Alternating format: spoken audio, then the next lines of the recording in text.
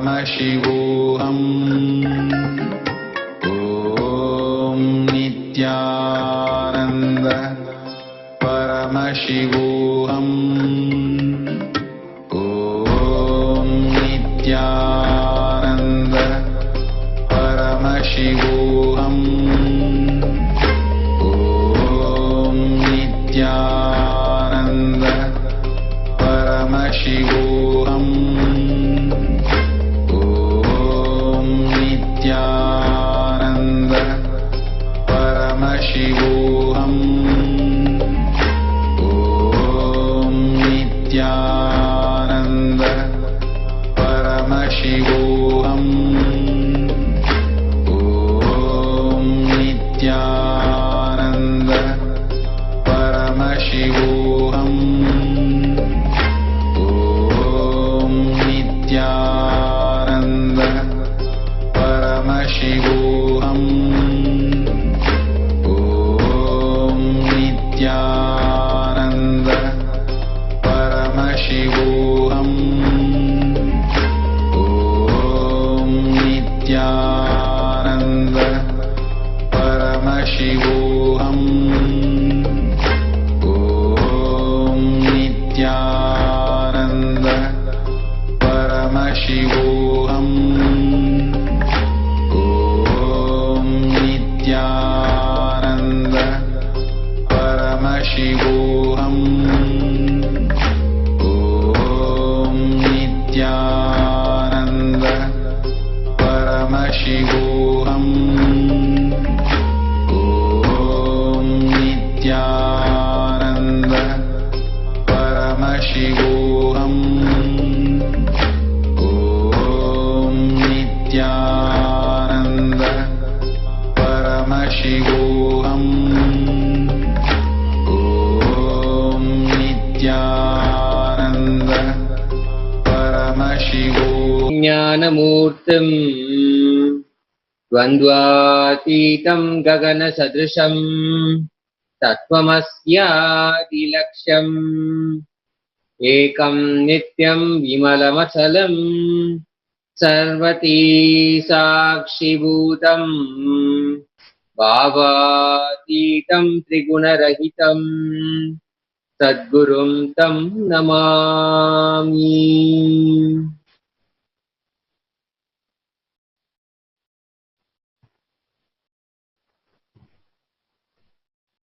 With the most auspicious blessings of the Supreme Pontiff of Hinduism, His Divine Holiness Bhagavan Nithyananda Paramashivam, we welcome you all with our love and respects.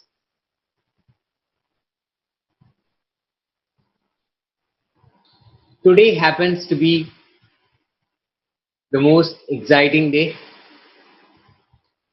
A lot of auspiciousness has come together. A lot of auspicious happenings occurred on this particular day, the Vaikashi Visakha, the Tithi of Purnima. So many extraordinary happenings, extraordinary leelas have been conducted, enacted.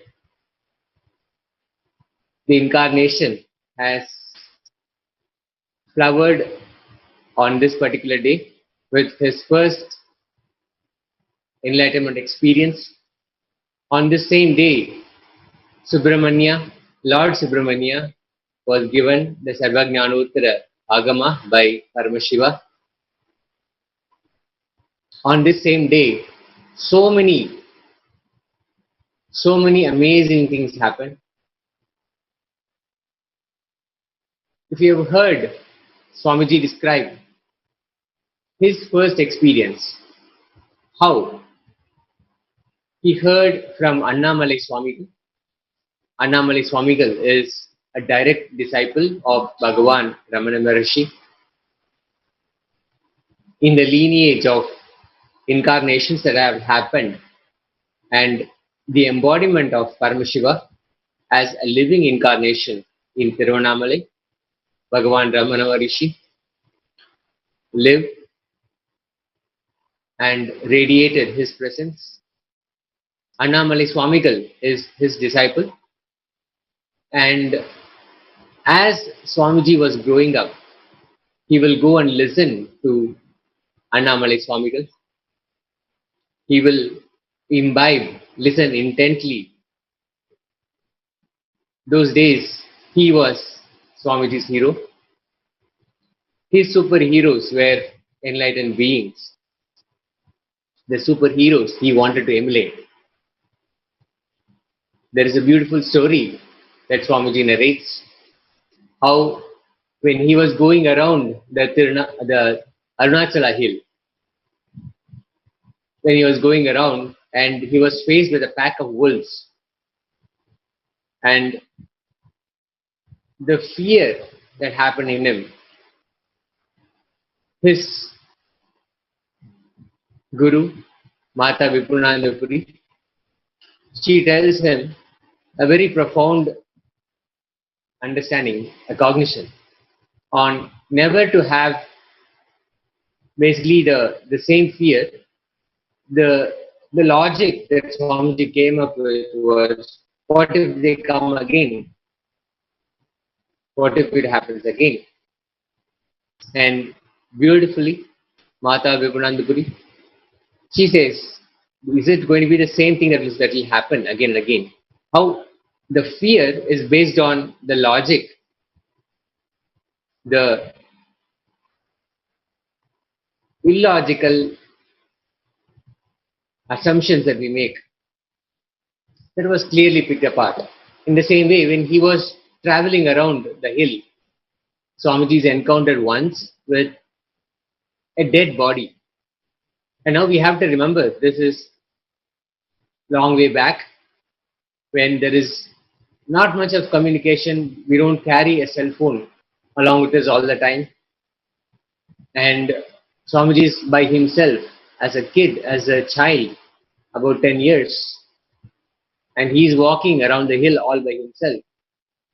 In the rain, that one night that he is all by himself walking around. And he sees physically a dead body, a corpse, is being dragged out, and a dog is eating it. Now all of us, no matter how old we are, no matter who we are, or what our profession may be, or how we have gathered our health, how strong we may be, when we are faced with fear, when we are faced with death, it really unsettles us. It gives us that moment that we are not able to comprehend, because there is so much about death that we don't understand. Now, when Swamiji faced with this, he immediately went to a superhero. How will Annamalai Swamigal react in this place? Given this moment, how will he respond to this? What will he do? And immediately, he decides, if Annamalai Swamigal were here, he will just simply walk away. He will have the deepest, utmost understanding about death and what a body is. So he will simply brush that aside, and then he will simply go on in his own way. And then he decides to choose that same action. He simply just walks off, not even bothered that in the middle of the night, heavy rain, a dog is just piecing apart, eating off a dead body. Dead body that has been buried. By the way, this is a burial ground, and the dog is pulling it out and eating it. And there, this powerful cognition allows Swamiji to just walk through, simply deal with it in the most auspicious way, in the most enlightened way, liberated way. So, at this time, Swamiji listens to Annamalai Swamigal, all his discourses, his satsang. He basically sits with him. And he also experiments with deep courage and intensity and sincerity. Every word that Annamalai Swamigal gave.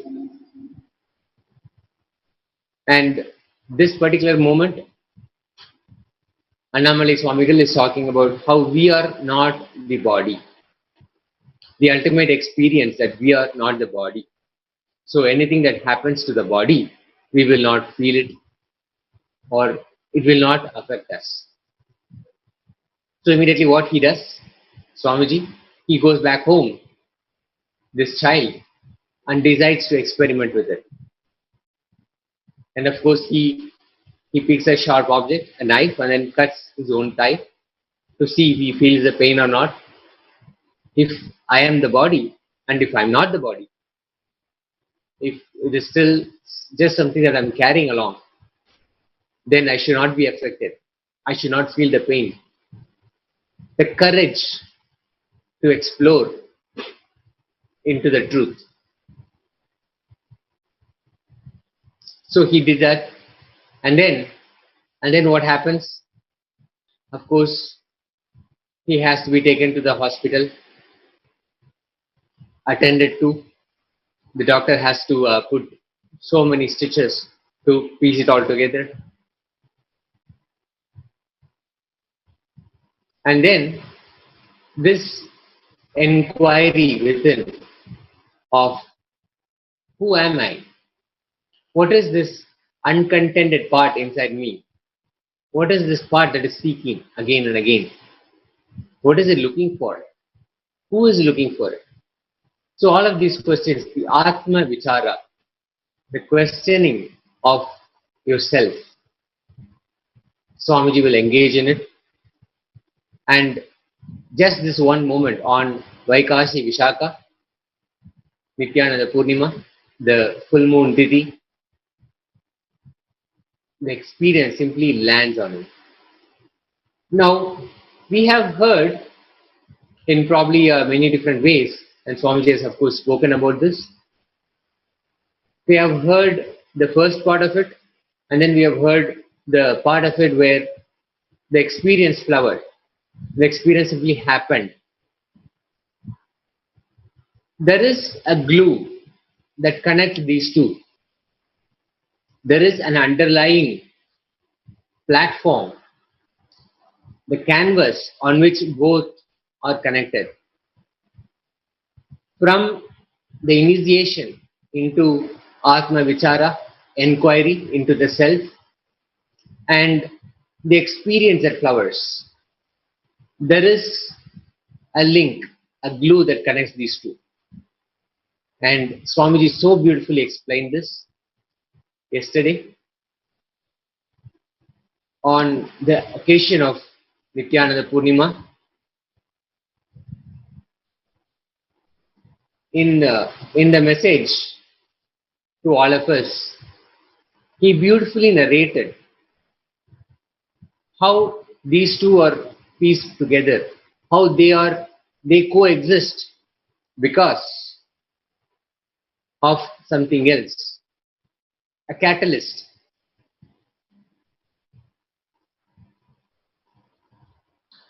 We know the starting point where the Atma Vichara as an initiation was given to Swamiji, and we know maybe the exemplary intensity and sincerity, authenticity with which Swamiji took every word of Annamalai Swamigal, that initiation that Swamiji got. And then we know the experience that happened, the rich spiritual experience that happened. Yesterday, on the occasion of Nithyananda Purnima, Swamiji revealed yet another aspect of this whole truth. The backstory, the story that was not looked at, the angle of the component of the story that was not looked at. Layer after layer, Swamiji reveals the truth. And here, Swamiji explains what is the deciding factor, the catalyst from the beginning and to the experience that led to so many different things.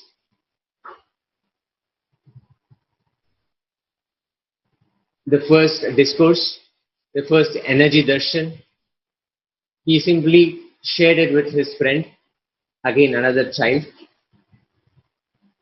The transmission of energy happened, the Shaktipada happened, the discourse happened because Swamiji actually communicated what is going on within him.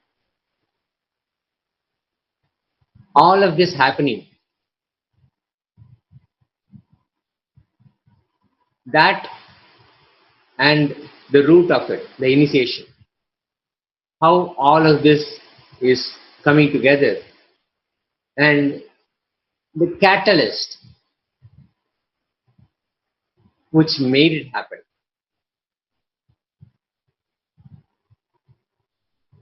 Let's listen into Swamiji in his own words on how or what made it click. Because this initiation has been given to so many people. So many people were listening to it. And in varying degrees of intensity and authenticity, people practiced it. People would have practiced it. And over time, so many people would have heard the same truth in so many different ways. But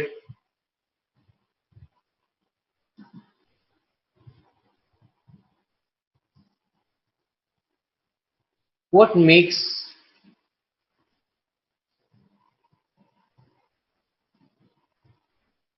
Swamiji have that experience? The same truth, you are not the body, has been given in so many scriptures, so many different forms, so many different ways, so many different languages. So many gurus would have initiated their disciples with that statement, Mahavakya. And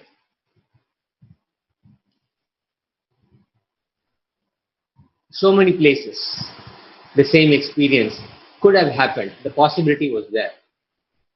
Now here, Swamiji says, he puts it all together. The catalyst from the initiation to the experience. What happened? What made it possible? The events, the Leela, the enactment between those 2 points in the history. Let's watch in Swamiji's words how he explains what made it happen, the catalyst.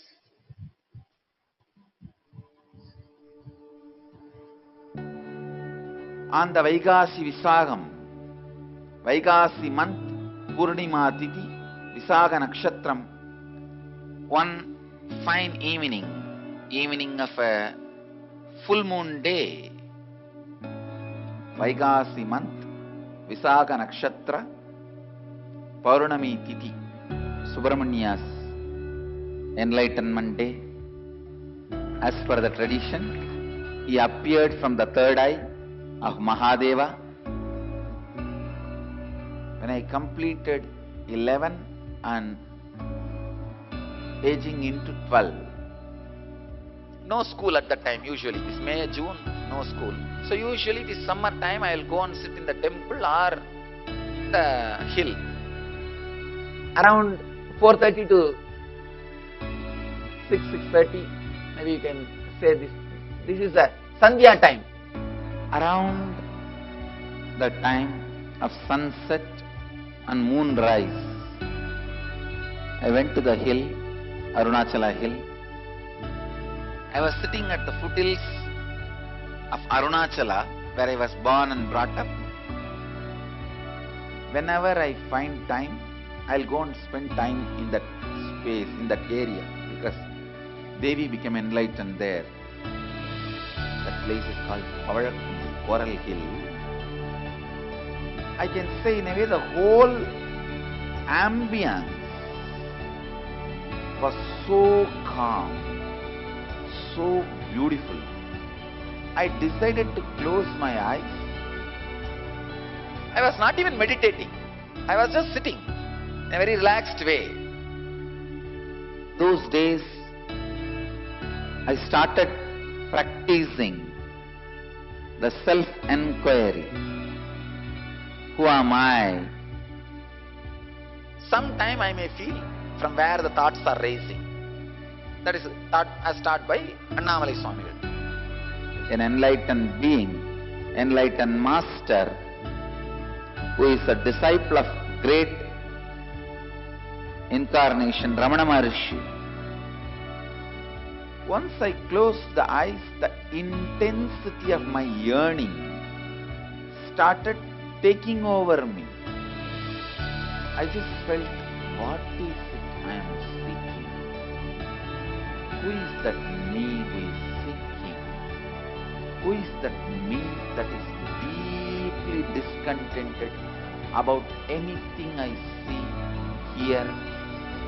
Who is that who is deeply discontented even about my own existence? Suddenly, one moment, something happened.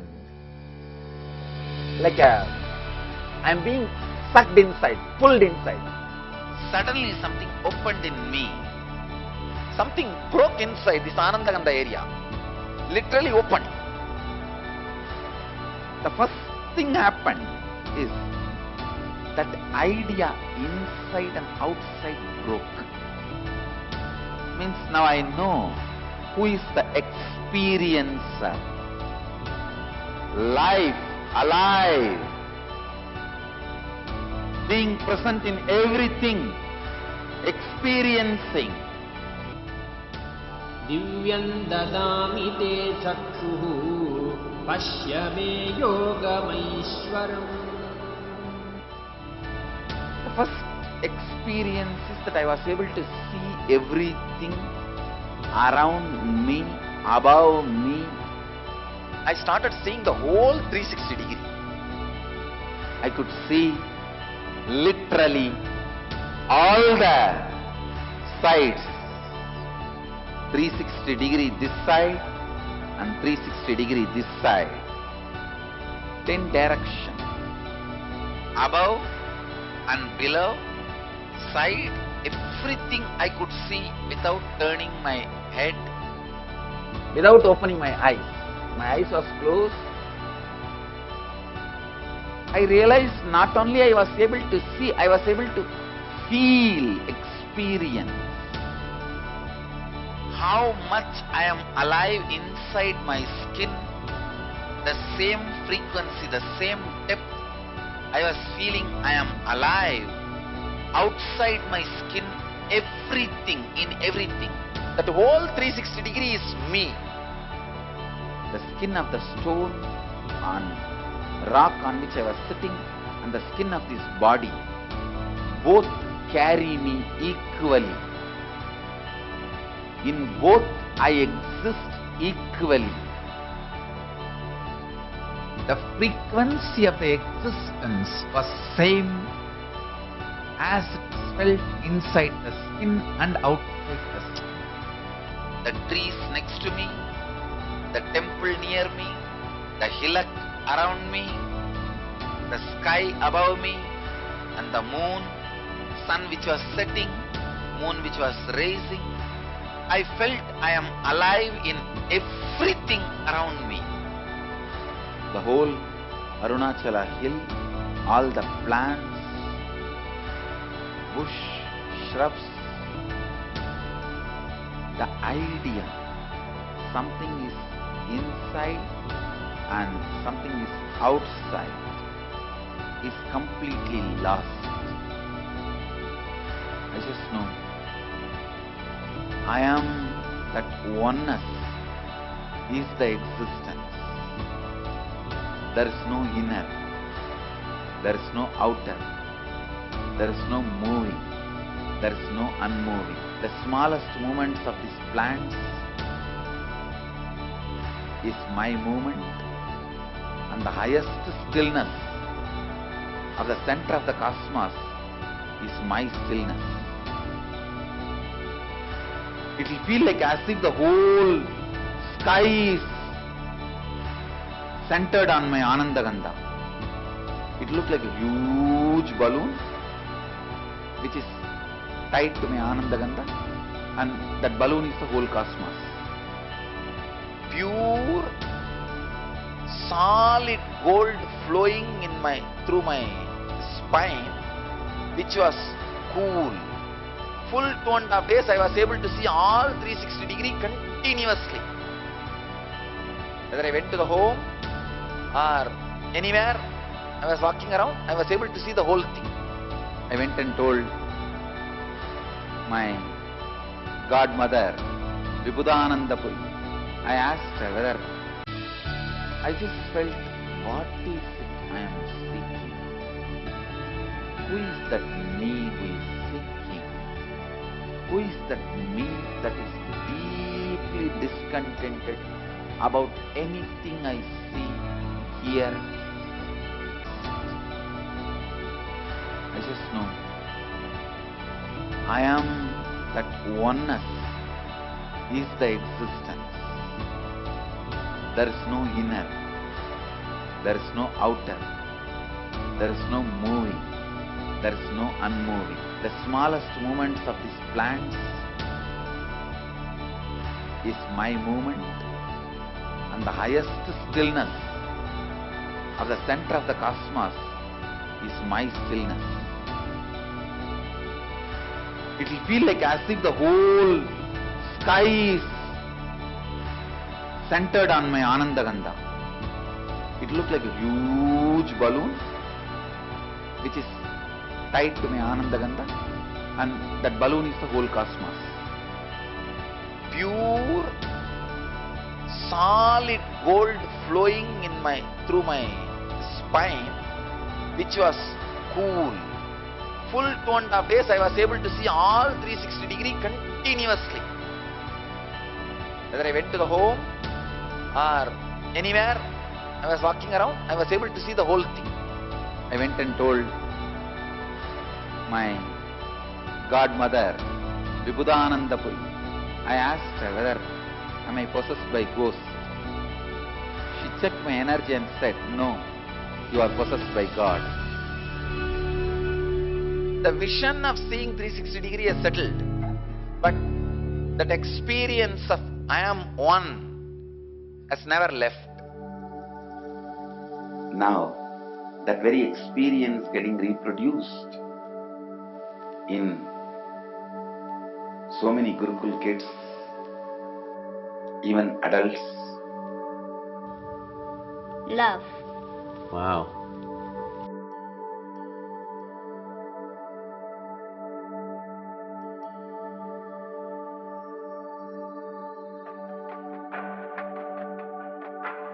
He's wearing a grey jacket. His name is Boris.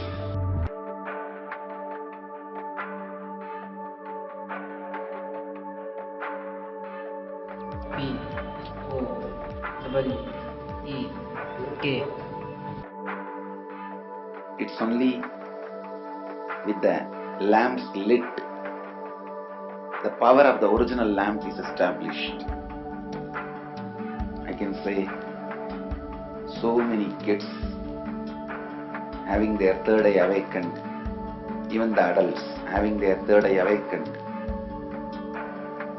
able to see everything beyond the use of senses.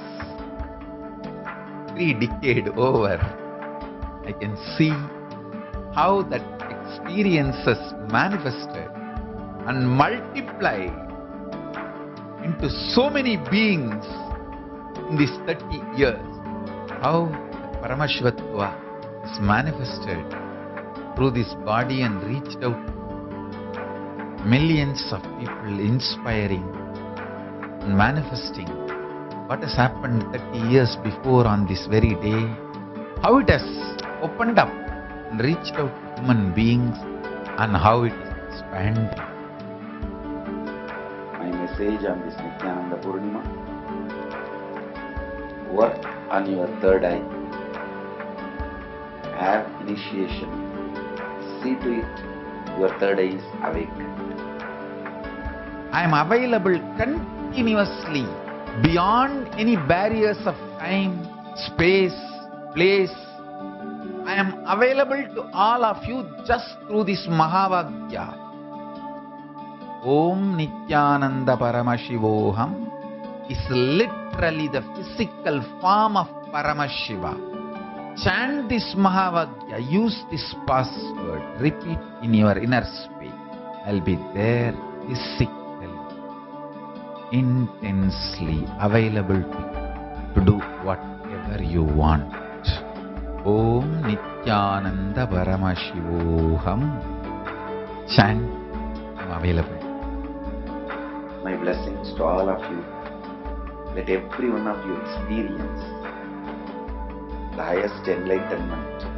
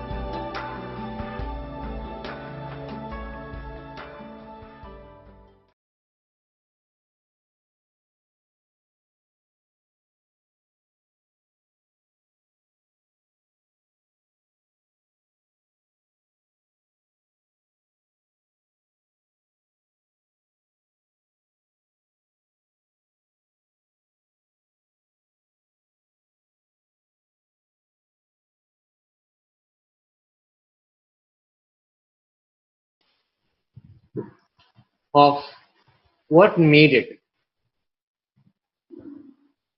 the glue between the initiation and the experience. Now, what I want to do is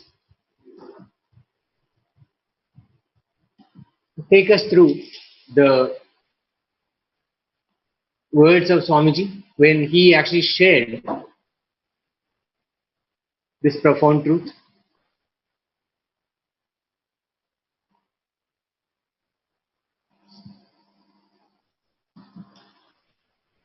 He says, this Vaikasi Vishagam has multiple importance in Kailasa. Subramanya was given Sarvajnanuttara Agama on this very day. Buddha was born, became enlightened and left the body. All three on the same day. Jnana Sambandhar Guru Puja happened 3 days and my enlightenment day. So he says, what happened on that day, the May 20, 1989?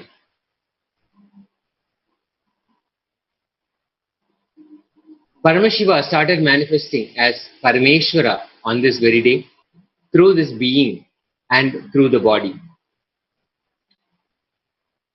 I will reveal more details. He says the few incidents that happened before and the incidents that happened after.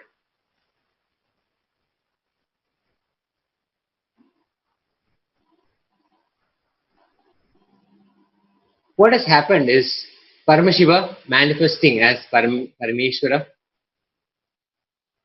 It's like a pure Paramashiva state, space, powers, being of Kailasa. Through this being and through this body, intensely, Paramashiva started manifesting Parameshwara. It started with Annamali Swamigal, with Ramana Maharishi teachings, and I ran to home. I took the razor and literally cut my tie. And my mother saw and rushed me to family doctor, and almost 13 stitches he did medically. And he told my parents it's not accidental, so they started investigating. I explained to my mother and father and doctor. I just wanted to check I have pain or not. Now, we can simply visualize a child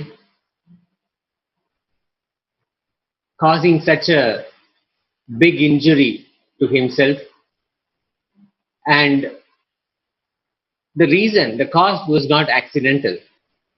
So the parents, the doctor, they had every reason to throw the red flag and literally react in so many different ways. Now this is the beauty of the whole ecosystem of Tiruvannamalai. The system itself was designed naturally to support the spiritual experience. The parents could have acted in so many different ways. The doctor could have taken it in a different level. And it's not very difficult to imagine what that could be. If it were to happen at this point, now, in this day and age, in maybe not a village town like Tiruvannamalai, but in a city, we know what will happen. So Swamiji says, they know their life purpose is me flowering. The moment they heard, Mother said, we'll ask Swami, we'll ask him what he said and what you understood. So they knew the solution is to actually go back to the Swami who gave Swamiji the words. Let's go back to the source. Their life purpose is Swamiji flowering. They had a very clear understanding. They very well knew their purpose is Swamiji flowering. And Father said, first let's get all this medically attended. Then I'll take you to Swami. Doctor is literally my family. Understand? The doctor, his response. If the same thing happens today, first they would have filed a complaint on Annamalai Swamigal. Immediately media mafia will say, Annamalai Swamigal misguided this boy. The case will be filed and POSCO will be registered. This is what will happen if the same enactment was done, not in a Tiruvannamalai ecosystem, but somewhere else. Let's say any other town, any other city. This is the reality that we face. If that happened, we can imagine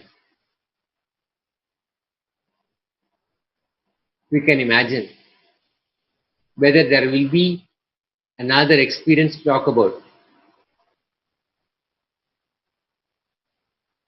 Because that experience, that first experience, is integral to the whole mission, the happening of Swamiji, the incarnation. And all of us, disciples, devotees, well-wishers, visitors, Nithyananda University students, Gurukul Balasans, all of us will not be sitting here. We may not be even sitting here, waiting, listening to Swamiji's words, waiting for that flowering to also happen, realizing or even cognizing the possibility exists for us, for each one of us. The possibility would not even exist. The cognition will not even exist if the same enactment were to happen today, in this age, in this day and age. This is what would have happened. And Swamiji says, the media mafia would have been there. They would have accused, and they are so ready to blame, to bring disrepute to all Hindu gurus, the Hindu walk of life, the way of life. They would have slandered Annamalai Swamigal. They would have branded him as an abuser or whatever that may be. He gives wrong advice to people. He tells people to go kill themselves. So many things would have come. They would have done a complete feature. They would have pieced it all together, whatever fits their narrative. And it's not very difficult to imagine how that will be, because that is the reality that we face right now. So here, Swamiji says, first they would have filed a complaint. Immediately the media mafia will say Annamali Swamigal misguided the small boy, and that is actually putting it lightly, I can say, because the media mafia is capable of going through all to the end of the spectrum, especially when it comes to Hindu gurus and Hindu ways of life. Then POSCO will be registered. A case will be filed. The government, which is also corrupted by the mafia media, the cult media, they will act on the slightest provocation from the media, and this would have happened. It is even hard to think about what could have happened.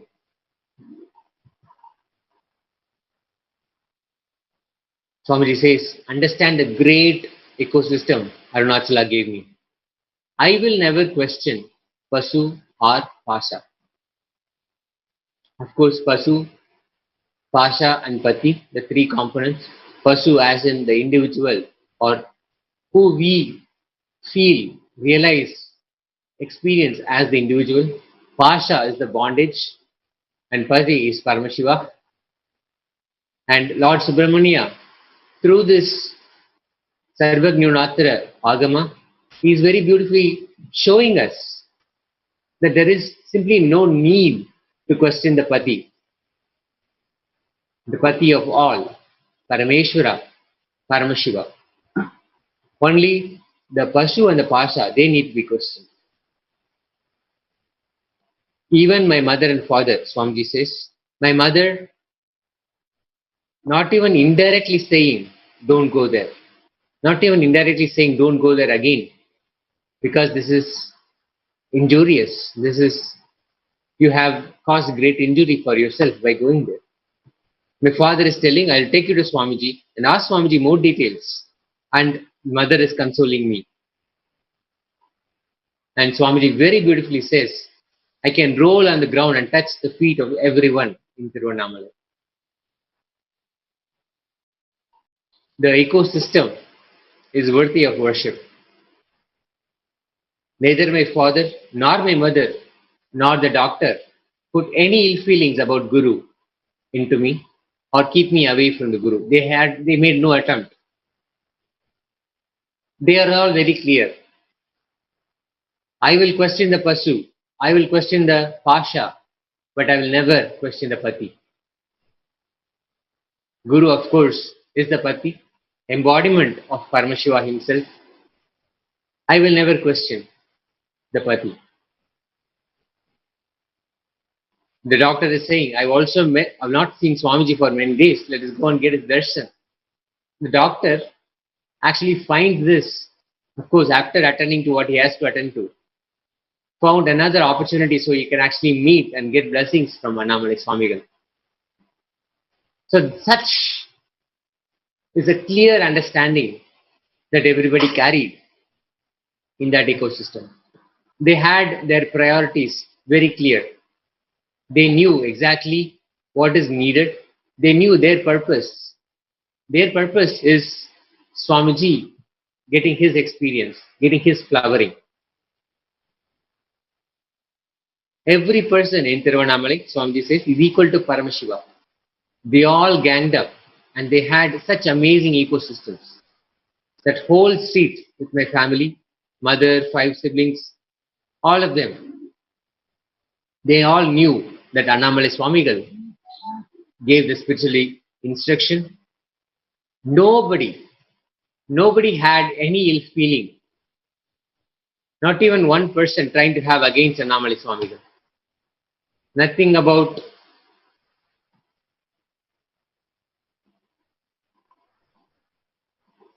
any ill feeling.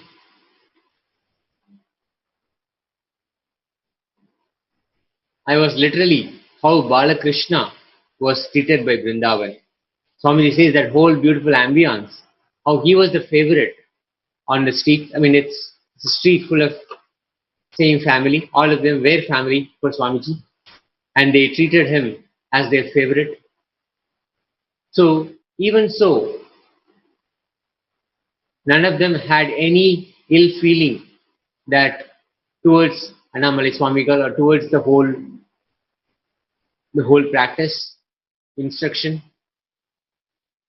Very beautifully, all of them simply support him. They all know the extent of this injury that happened on his thigh. And yet, all they had is just support for Swamiji because they had the clear understanding. The ecosystem, the whole ecosystem had the clear understanding. First, let's attend this and then let's go meet Swamiji. And Swamiji says, for all the good things that are happening through this body, the first gratitude, of course, is Paramashiva. Next is ecosystem. If it is not just one person or two person, 32 years now, and Swamiji says, what we lost in 32 years. First, doctor has to file medical, legal and all that. Police is bound to act on POSCO.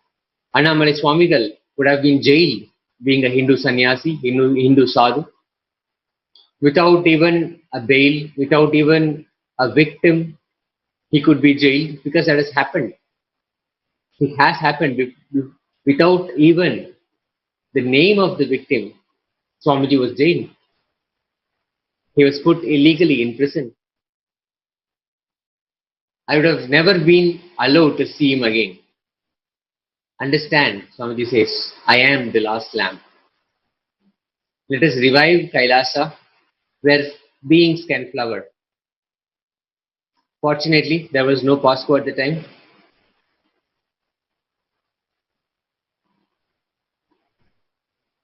There is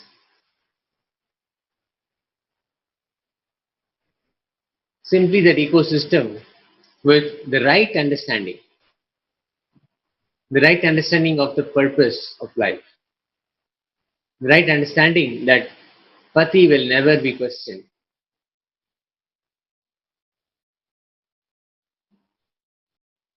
I cut my tie and there is pain. You said there is no pain. Can you explain in more detail? Swamiji asks Annamalai Swamigal after he gets there. And with a slight smile, he looked at the doctor and the doctor said it's all under control and he'll be alright.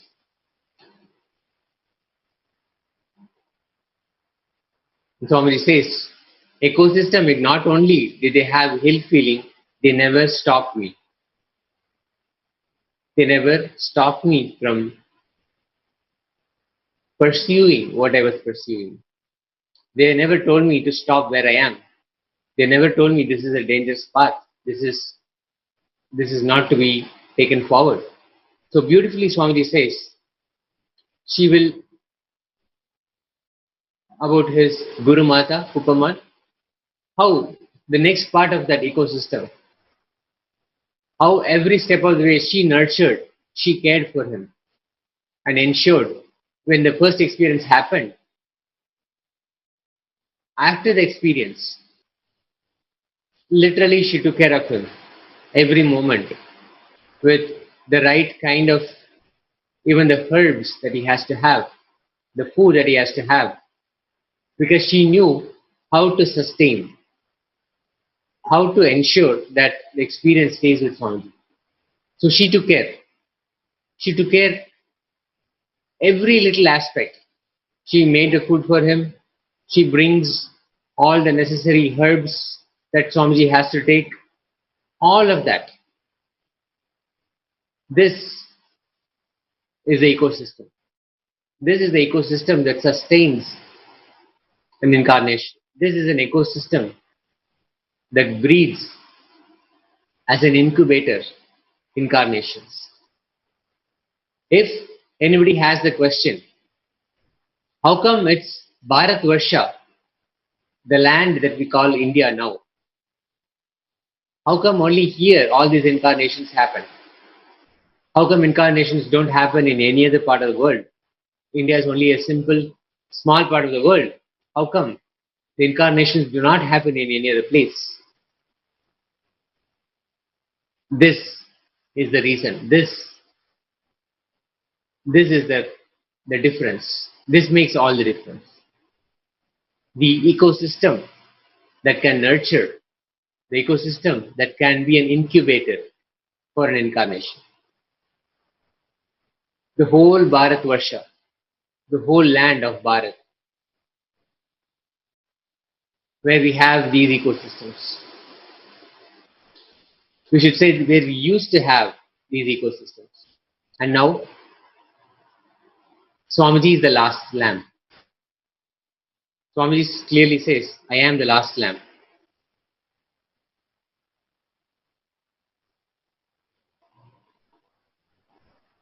Swamiji continues to say, just give my gratitude to my whole ecosystem. I cannot say which was there, which is there. Just give my gratitude to that ecosystem. Even now it is there, he says, inside Arunachala. Maybe human beings have moved a little away. That does not mean the ecosystem is not there. Ecosystem is there and it has to manifest. The enlightened ecosystem of Tiruvannamalai, the Kailasa, that made Paramashiva, Parameshwara state space powers being through this body and being. Let us revive the Kailasa to give our gratitude to that ecosystem. And that is Swamiji's message on this Guru Purnima.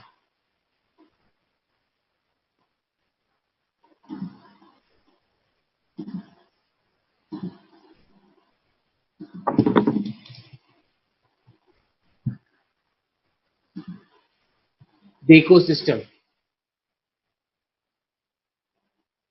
that brought it all together.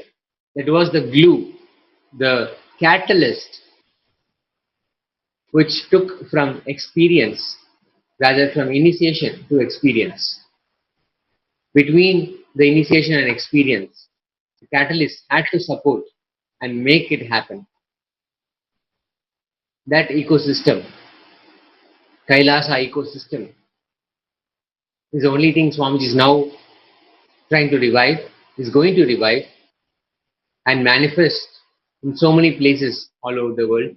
The Kailasa, that is ahead of us. If we have any hope of future for humanity, this is the need of the hour. And Swamiji was very clear when he said, I am the last lamb. And that is the reality that we face. Simply that this ecosystem, the way it can manifest again, the way it can be brought back, could be lost. Could very simply be lost when the whole science is right there, and Swamiji is very clear. He says the ecosystem is there. It is in the Arunachala. Only people have moved away from it. It is there to manifest as Kailasa all over the world. It is available for us as a very beautiful space of Kailasa for us to manifest.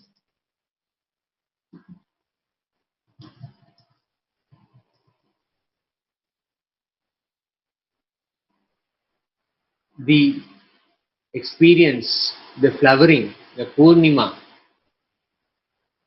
that we all celebrated, the presence of Swamiji that we all celebrate every moment,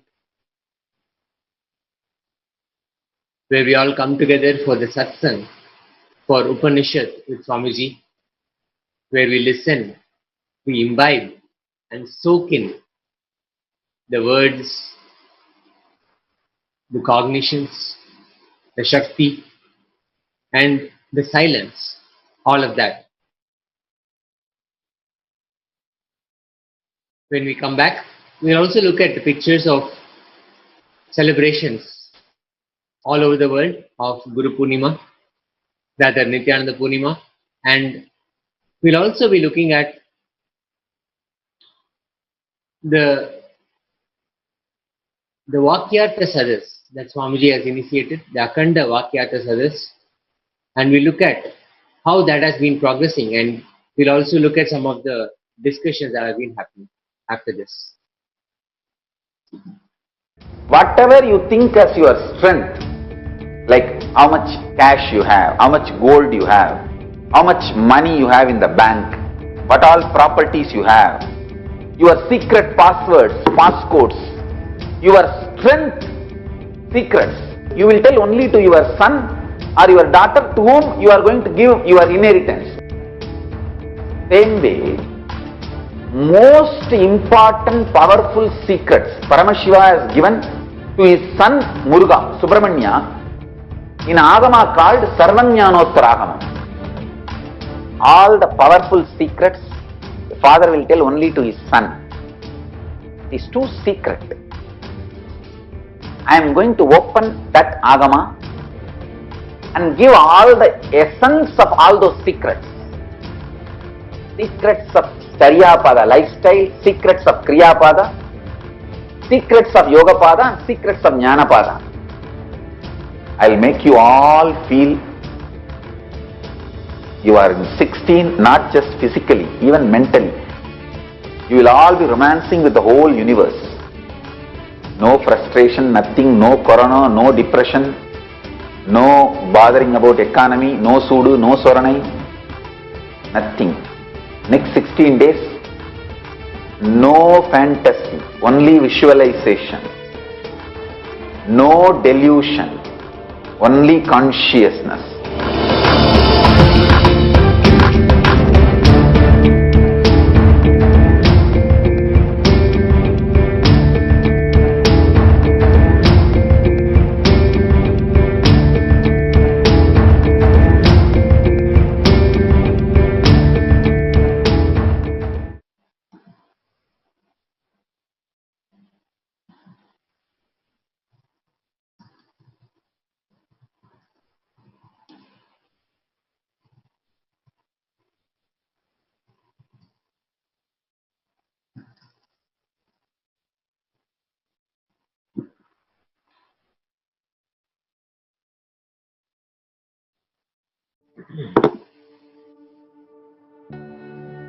On the Vaikasi Visagam, Vaikasi month, Purnima Tithi, Visaga Nakshatram, one fine evening of a full moon day, Vaikasi month, Visaga Nakshatra, Paurnami Tithi, Subramania's enlightenment day. As per the tradition, he appeared from the third eye of Mahadeva. When I completed 11 and aging into 12, no school at that time usually, this May, June, no school. So usually this summer time I will go and sit in the temple or the hill. Around 4:30 to 6:30, maybe you can say this. This is the Sandhya time. Around the time of sunset and moonrise, I went to the hill, Arunachala hill. I was sitting at the foothills of Arunachala, where I was born and brought up. Whenever I find time, I'll go and spend time in that space, in that area, because Devi became enlightened there. That place is called Coral Hill.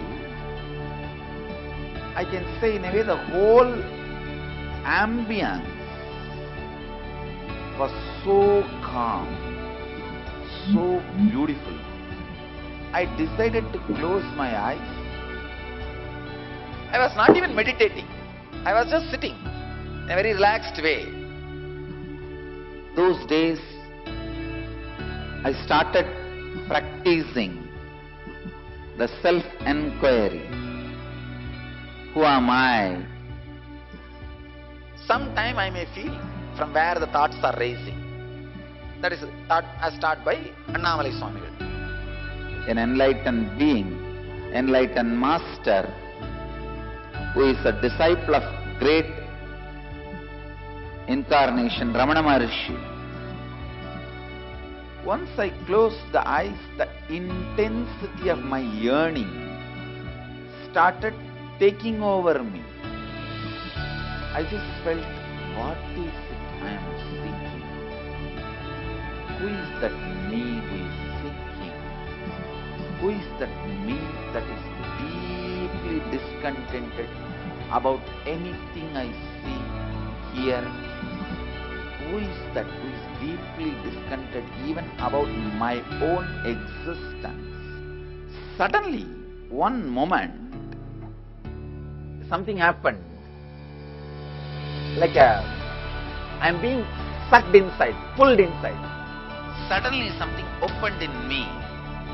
Something broke inside this Anandaganda area. Literally opened. The first thing happened is that idea inside and outside broke.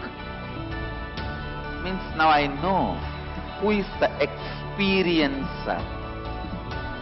Life, alive, being present in everything, experiencing. Divyam dadami te chakshuhu pashyami. This side, 10 directions, above and below, side, everything I could see without turning my head, without opening my eyes. My eyes was closed. I realized not only I was able to see, I was able to feel, experience how much I am alive inside my skin. The same frequency, the same depth I was feeling I am alive outside my skin, everything, in everything. That whole 360 degree is me. The skin of the stone on rock on which I was sitting and the skin of this body both carry me equally. In both I exist equally. The frequency of the existence was same as it felt inside the skin and outside the skin. The trees next to me, the temple near me, the hillock around me, the sky above me, and the moon, sun which was setting, moon which was rising. I felt I am alive in everything around me. The whole Arunachala hill, all the plants, bush, shrubs, the idea, something is inside and something is outside, is completely lost. I just know I am that oneness, is the existence. There is no inner, there is no outer, there is no moving, there is no unmoving. The smallest movements of these plants is my movement, and the highest stillness of the center of the cosmos is my stillness. It will feel like as if the whole sky is centered on my Anandaganda. It looked like a huge balloon which is tied to my Anandaganda, and that balloon is the whole cosmos. Pure, solid gold flowing through my spine, which was cool. Full 2.5 days I was able to see all 360 degree continuously. Whether I went to the home or anywhere I was walking around, I was able to see the whole thing.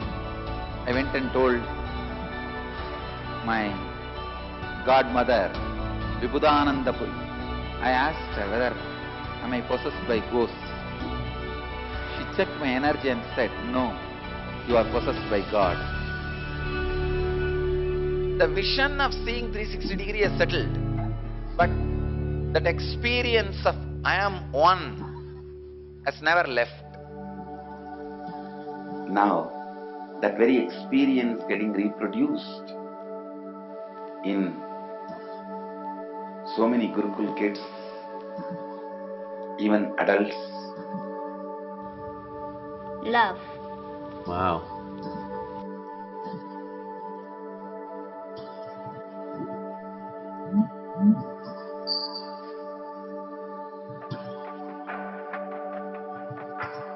He's wearing a grey jacket. His name is Boris.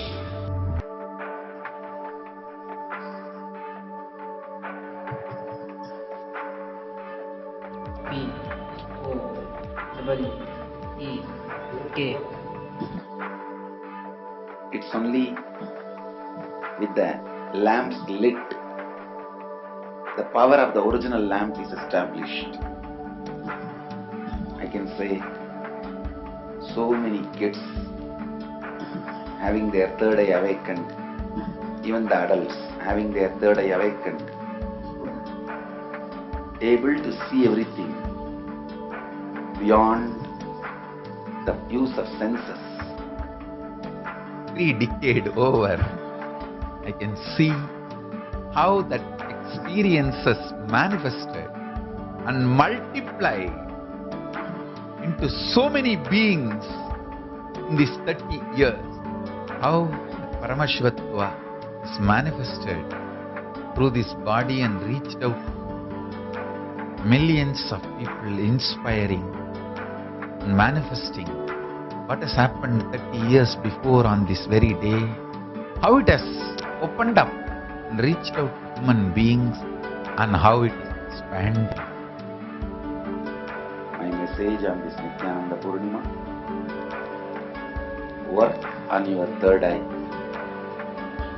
have initiation, see to it your third eye is awakened. I am available continuously beyond any barriers of time, space, place. I am available to all of you just through this Mahavagya. Om Nithyananda Paramashivoham is literally the physical form of Paramashiva. Chant this Mahavagya, use this password, repeat in your inner space. I'll be there physically, intensely available to do whatever you want. Om Nithyananda Paramashivoham. Chant, I'm available. My blessings to all of you.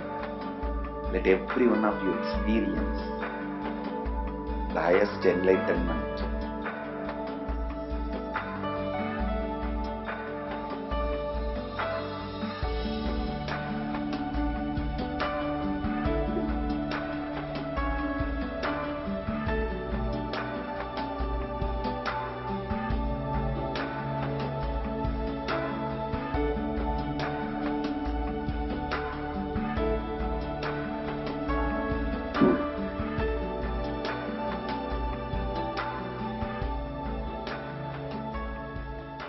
Whatever you think as your strength, like how much cash you have, how much gold you have, how much money you have in the bank, what all properties you have, your secret passwords, passcodes, your strength secrets, you will tell only to your son or your daughter to whom you are going to give your inheritance.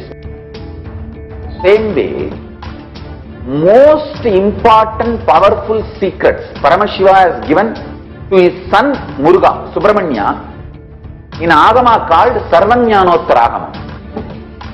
All the powerful secrets the father will tell only to his son. It is too secret. I am going to open that Agama and give all the essence of all those secrets. Secrets of Charyapada lifestyle, secrets of Kriyapada, secrets of Yogapada, and secrets of Jnanapada. I will make you all feel you are 16, not just physically, even mentally. You will all be romancing with the whole universe. No frustration, nothing, no corona, no depression, no bothering about economy, no sudu, no soranai, nothing. Next 16 days, no fantasy, only visualization. No delusion, only consciousness.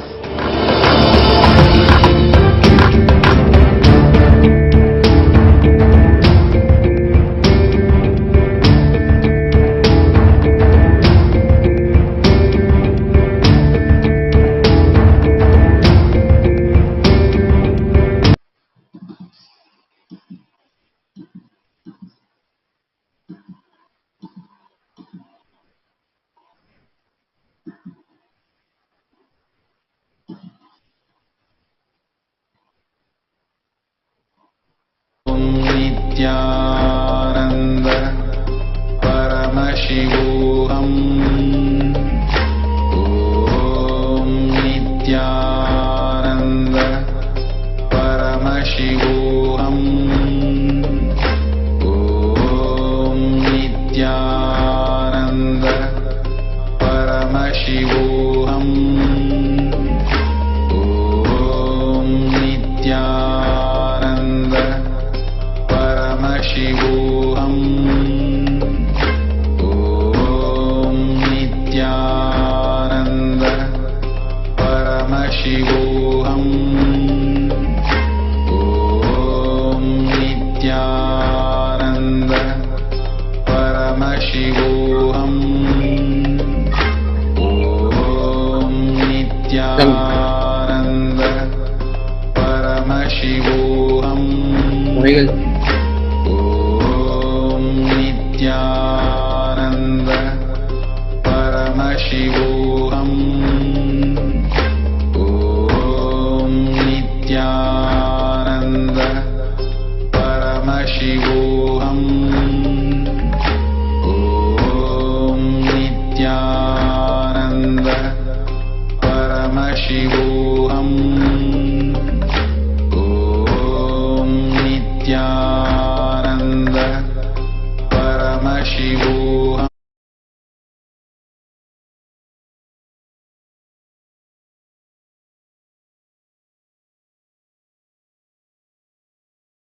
Sambandar Thiru Avatara Tirunal. Tirunala Sambandar is the Guru Mudalvar of Madurai Adinam. So let's watch a few pictures from celebrations from temples all over the world.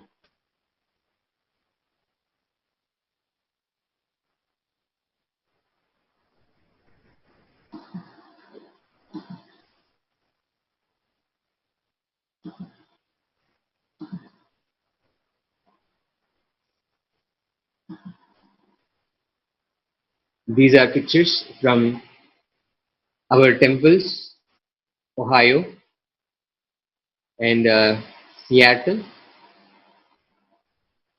our Los Angeles and in Madurai. So the celebration that happened yesterday is simply a reminder for all of us of our own possibility as we celebrate an incarnation's Purnima, the flowering of an incarnation, and what makes it happen. We are able to realize that potential, recognize that potential, and celebrate that possibility also. On the occasion, we also had many releases that Swamiji came up with beautifully. Swamiji released the following. The Nithyananda Hindu University expresses its deep gratitude to Supreme Pontiff of Hinduism, Bhagavan, His Divine Holiness Bhagavan Nithyananda Paramashivam, on this 31st Nithyananda Purnima.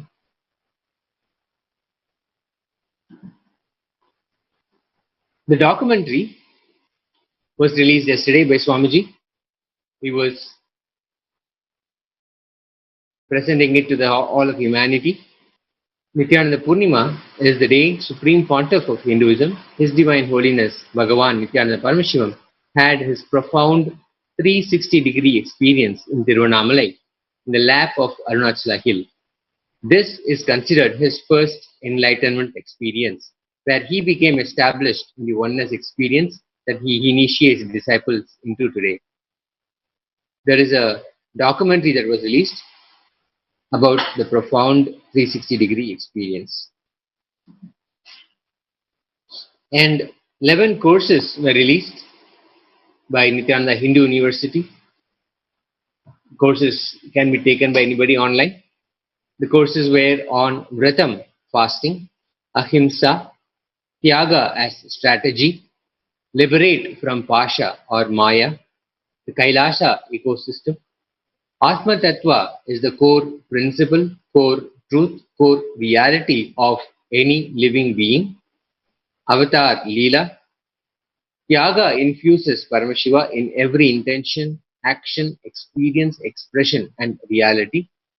Mahadeva, Pratyaksha Pada Puja manual and Tyaga. So these were the 11 courses on Charya Pada that were released, and Swamiji blessed and offered it to all of humanity on the occasion of Nithyananda Purnima. And continuing with that, the Nithyananda Purnima message, Enrich and Enjoy,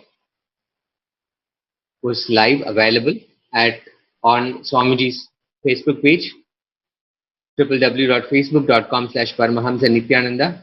You can register for new courses daily on nithyanandahinduuniversity.org/daily-satsang. The Nithyananda Hindu University, the online portal, the largest Hindu library, the largest Hindu university, hosts 6,860 courses on Hinduism. You can subscribe to our YouTube channel, Nithyananda TV, for the latest from the space of KAILASA. All the happenings, all the grand happenings.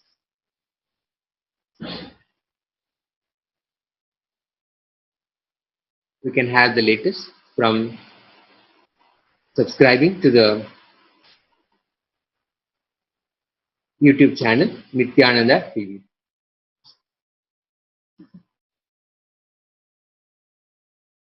We'll now get a few glimpses of the message from Swamiji from yesterday, how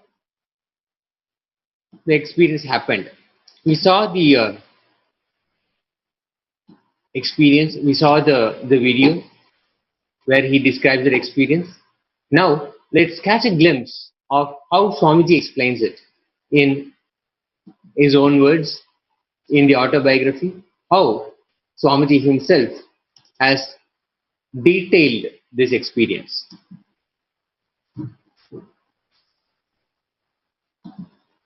Swamiji says, I was actually sitting with closed eyes. Now I know who the experiencer is. With my eyes closed, I could see literally all the sides, 360 degrees, horizontally and 360 degrees, vertically. Not only was I able to see on one side the Pavalakundru, the Pearl Hillock temple in front of me, the hill, and the other side of the main Arunachaleshwara temple, but every plant, the stone, the sky above me, the rock below, I still remember. I'm not even remembering now. I am literally reliving it, Swamiji says. I was able to see the whole at a time, simultaneously, without turning my head or opening my eyes. I realized that I was one with the whole of existence and everything was I. It was as if the tree in front of me became my bone and the sky above became my nerves. When I understood, not only was I able to see, but I also felt, I experienced that the whole thing is me. I was alive. How powerfully alive you are inside your skin. If someone touches you, you know it. How alive you are inside your skin. With that same depth of life, of being alive, I felt with everything. The stone, the plants, the hill, the temple, with everything. I felt that the skin of the rock on which I was sitting and the skin of this body both carry me equally. In both, I exist equally. In both, I exist equally. The air, the breeze, the setting sun, the rising moon, the whole Arunachala hill, all the plants, the bushes, shrubs, trees, everything just became so alive. So beautifully, Swamiji, in those words, explains the experience of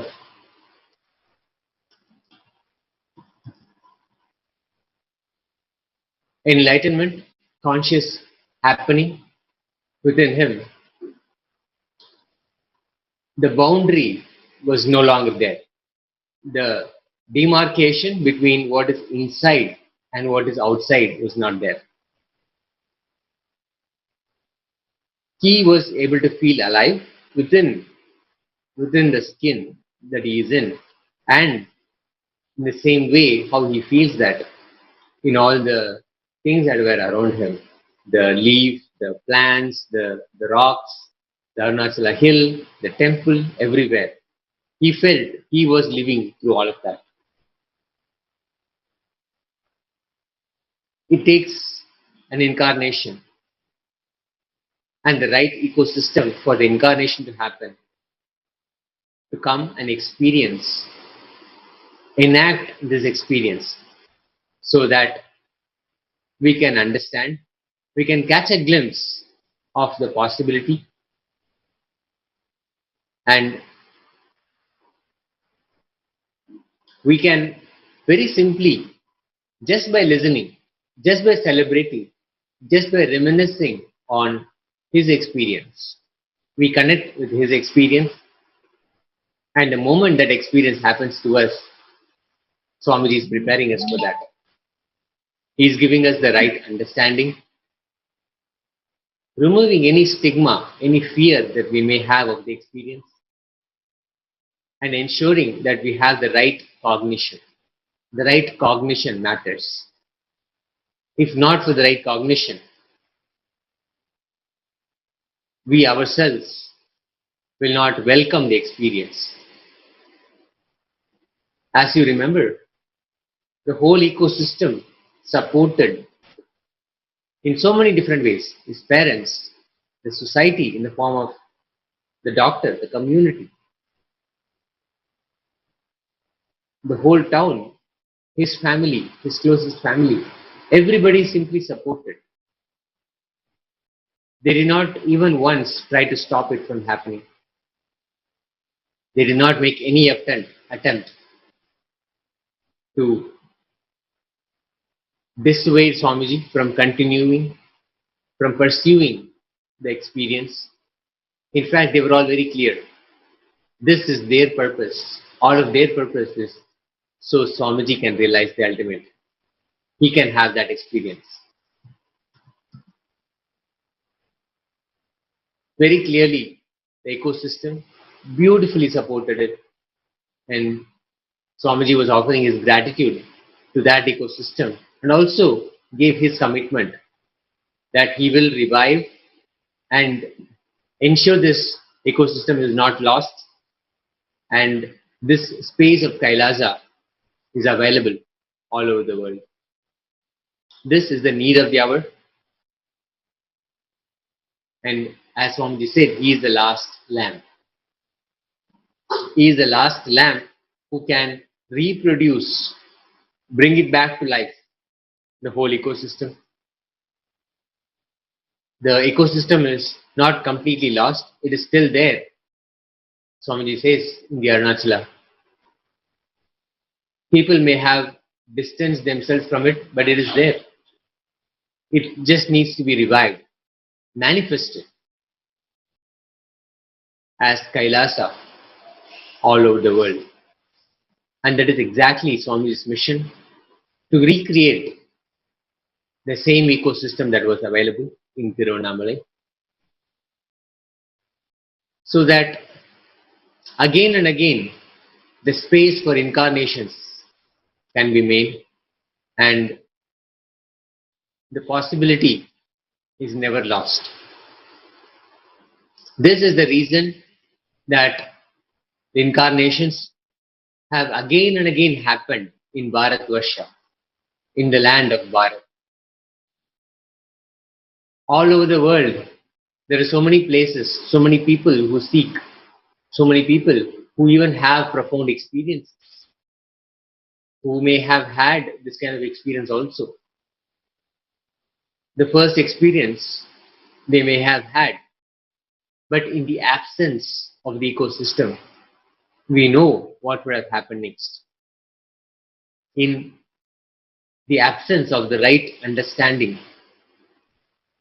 in the absence of the right catalyst, the right support, we can very well imagine the outcome. The possibility will be curbed, stopped, eliminated forever.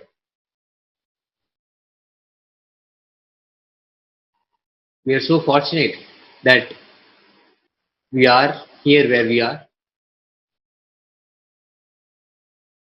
with the ecosystem that Swamiji grew up in, which supported him. So he had the experience and he is now able to share it with all of us.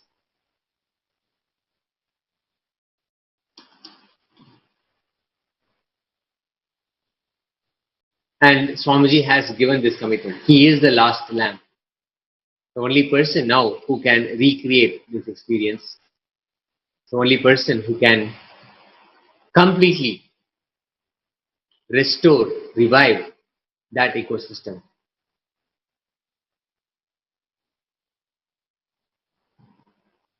We are so fortunate to have this, to have Swamiji being present here for all of us, to be able to give a rare insight into the science of an incarnation. What makes an incarnation? What makes it happen? Only when we understand that science, we'll be able to build, develop an ecosystem that supports that science. The science of nurturing, being an incubator for an incarnation to happen. When that ecosystem is developed, then we'll have the space for enlightenment happening all over the world. The KAILASA, how Swamiji has created that space. The first Hindu nation, the greatest Hindu nation, the ecosystem.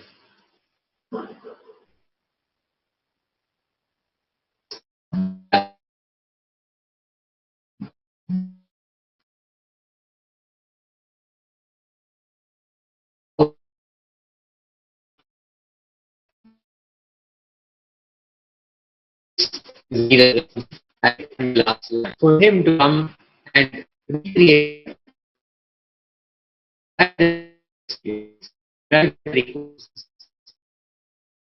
is happening. I saw the whole world, so many people, so many audiences are now sharing.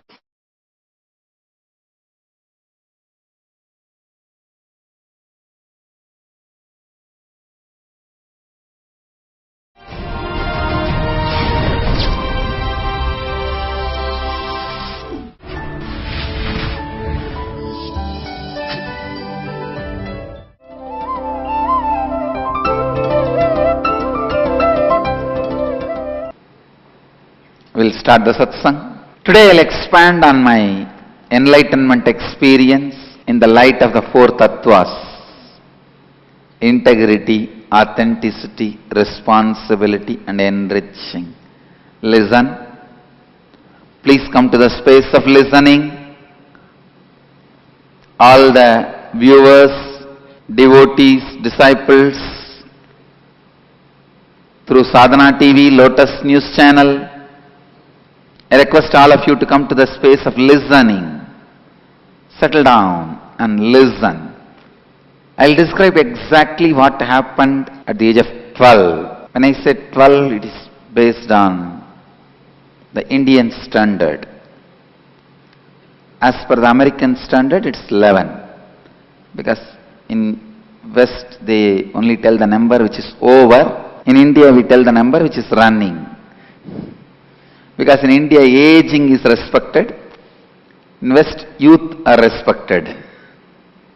India age receives respect in our society. So we always try to show 1 year more. So between 11 and 12, that was the time. On this very day, means now I am between 35 and 36. How many years before? 24 years before. 2 dozen years over.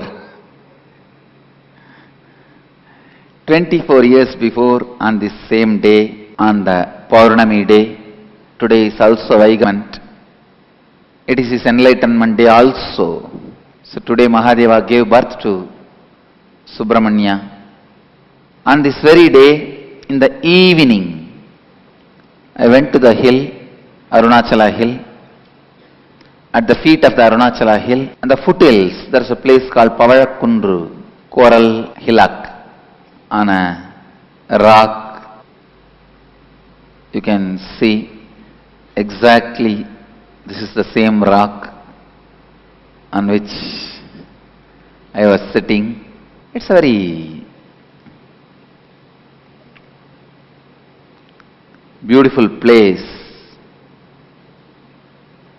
very powerful place where Devi became enlightened. The place is the place where Devi Parvati did tapas and became enlightened. So still there is a Ardhanarishwara temple there. The place has a strong connection with the spiritual energy. I should narrate the incidents happened before this experience. Only then you will understand the whole experience. Because in those days, I started practicing the self-enquiry. Who am I? In a little different way as initiated by Annamalai Swamigal, an enlightened being, enlightened master, who is a disciple of great incarnation, Ramana Maharshi. He is a disciple of Bhagavan Ramana Maharshi, Annamalai Swamigal. I had the fortune of sitting at his feet at very young age. Still I have his personal diary in which, in his own handwriting, he recorded all his connection with Bhagavan and teachings of Bhagavan like a diary. Still I have that diary in my possession. In our archives it is there. It was gifted to me by one of his disciples, a great sadhu. Once I went to listen to him. A few foreigners were sitting around him and he was talking about some spiritual truths. I'll tell you roughly what I understood from his words. I can't say this is what he said. I can say this is what I heard. That we are not the body. There is no pain, suffering for us. I was really surprised to hear that, because I have seen when in my family, if the kids are beaten, they cry. Even though I was never beaten, I have seen kids are being beaten.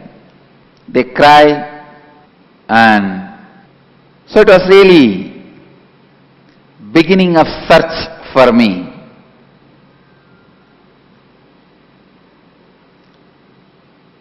Please listen. I went to the house. I know I have not understood whatever he said, but because I was in the pure space of listening, whatever he said was intensely working on me.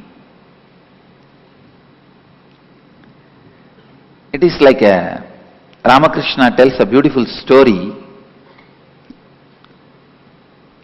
a mother pearl, oyster, am I right? Oyster has to receive the water, rain water, showers from the sky during Swati Nakshatra. When the Swati Nakshatra is on the peak, the rainwater drop which falls from the sky, the oyster has to catch that rainwater. Then she has to go into the ocean and process that water drop. That drop water becomes pearl. Same way, you have to be in the pure space of listening to receive the words from the Master and go and work on it. Then only you will see the pearl happening. The pearl of enlightenment, experience happening in you. I was in the pure space of listening. So those words entered into my being. But I was not capable of cognizing what he said. See, if I cognized what he said, that moment I would have become enlightened. But I was not capable of cognizing what he said. I only listened, but my listening was so pure. The word was intensely working on me. I was possessed by that word. Listen. I was possessed by that word so powerfully. Whatever I was doing physically, that word was sitting in me. When a completion and completion hits at each other, a completion is born. Purnamada Purnamidam Purnat Purnamudachyate.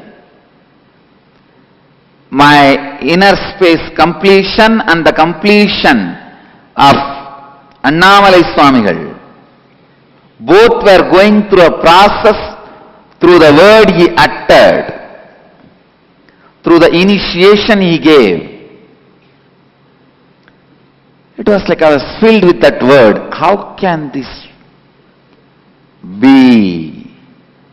I can say the internalizing was going on.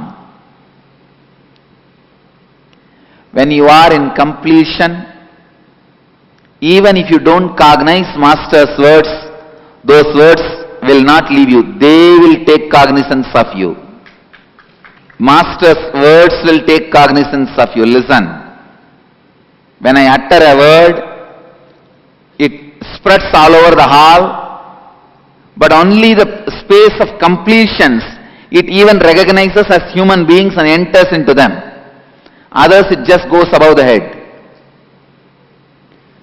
If you are not in the space of completion, the word just does not even recognize you.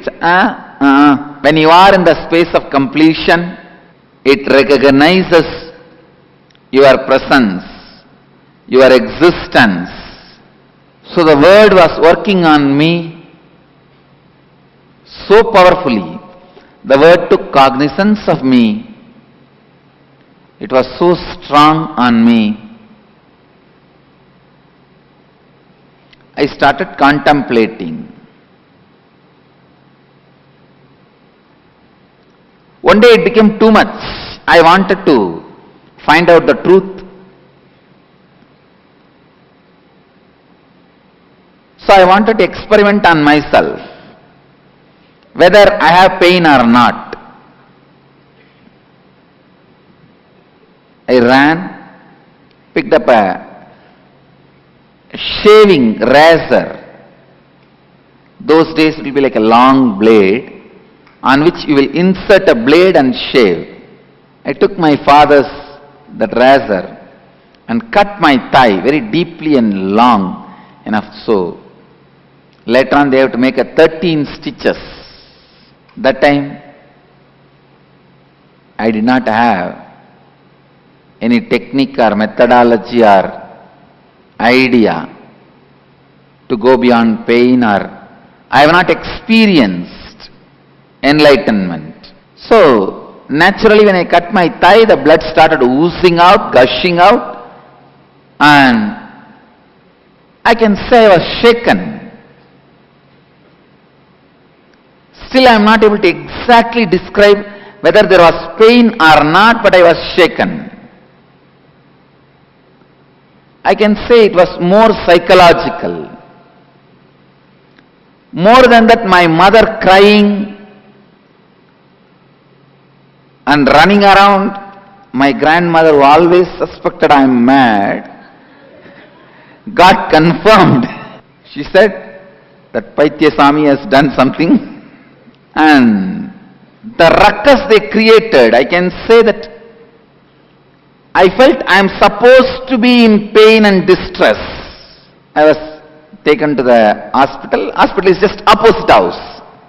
Just straight, if you cross the road, hospital. This side, the house in which I was born and brought up, that side is the doctor. Still he is alive in Thiruvannamalai.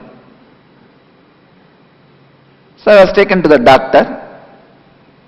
His name is Karunanidhi. Still he is there, and his sons also became doctor. And I was taken to the doctor, and he saw, and he asked me, why did I do what I did? I have no answer. Then he did whatever need to be done, and then he did 13 stitches. Still the stitch marks are there. 13 stitches. Of course, after 2 or 3 days, I went again to Annamalai Swamigal and asked him, please understand, I did not take responsibility for my inauthentic understanding. I put the blame on him.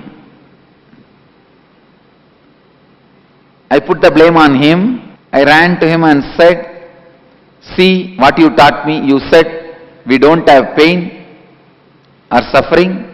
I went and cut my thigh. I am having pain. But now I remember, I can't even record or remember having pain.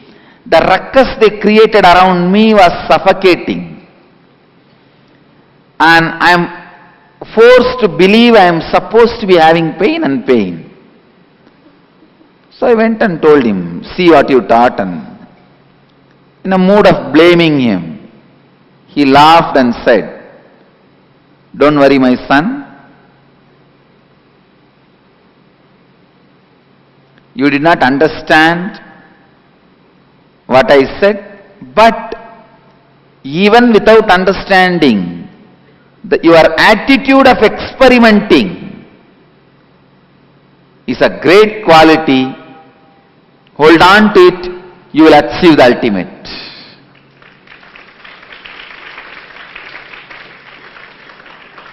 Of course, even at the end of the conversation, I was not satisfied or happy. I told him, all this you could have taught me before I cut myself. I don't have to go through this suffering. He laughed and said, only when time comes things will be understood. Don't worry. He consoled me and gave me a lot of candies. And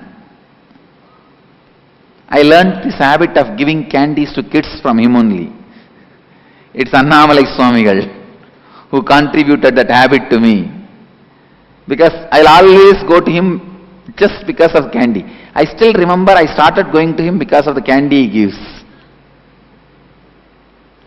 Later on he gave the ultimate candy, enlightenment itself. But the initial days I used to go just because of the candy he gives. So he gave me the candy. And he gave one last word. Find out who is having that feeling. that you have pain or suffering? I can tell you, it was initiation. It was literally initiation. So it was such a strong truth inside me. Whenever I find time, I will sit and contemplate. Who is having pain in me? Who is that having pain? I'll try to analyze inside me. Please understand, I was doing self-enquiry without even my knowledge. This incident happened, I think, when I was 10 and a half. After 1 year, when I was 11 and a half, this enlightenment experience happened. On this same day, in Arunachala, at the foothills of Arunachala, I was trying to practice the same technique. Who am I? Who is having the pain experience? Who is the guy who is suffering? Who is having pain around the time of sunset and moonrise? Means after 4:30, before 6. That was the time between 4:30 to 6, maybe around 5:30. It was a sudden click. Please listen. It was not step-by-step experience. Suddenly something opened in me.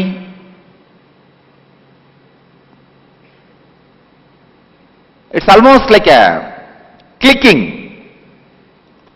You are trying to connect two pipes, struggling. Suddenly, you know, when the other side of the pipe water comes out, both pipes are connected. Exactly like that. Suddenly I know something opened inside me. I was actually sitting with closed eyes. That opening means now I know who is the experiencer. Life, alive, being present in everything, experiencing. I could see literally all the sides, 360 degree this side and 360 degree this side. 360 degree this side and 360 degree this side. Not only I was able to see one side the temple, the hill, the other side main temple, every plant, stone, the sky above me. Still when I remember, I am not even remembering now, I am literally reliving. I was able to see the whole at a time simultaneously without turning my head or opening my eyes. Then I understood, not only I was able to see, I felt, I experienced the whole thing is me. I was alive. How powerfully you are alive inside your skin. If somebody hits you, touches you, you know you are alive. How alive you are inside your skin. The same depth of life, alive, being alive. Life I felt with everything, the stone, plants, hill, temple, with everything, around 1.5 hours. My body did not even move. Maybe around 7:30 or 8, I slowly came down. Those days there was no light in that area, but I did not need any light. I could see everything. Of course, moon was there because it's a full moon day. 2.5 days, full 2.5 days. I could not understand what is happening. It took full 2.5 days for me to understand I am in some other space. I could see everything as my presence because I was in completion. The words of the Masters entered into me.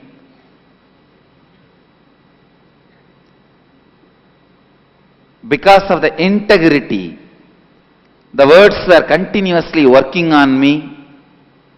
That is integrity. Trying to cut my own thigh and see is authenticity. Means expanding, stretching yourself to the truth.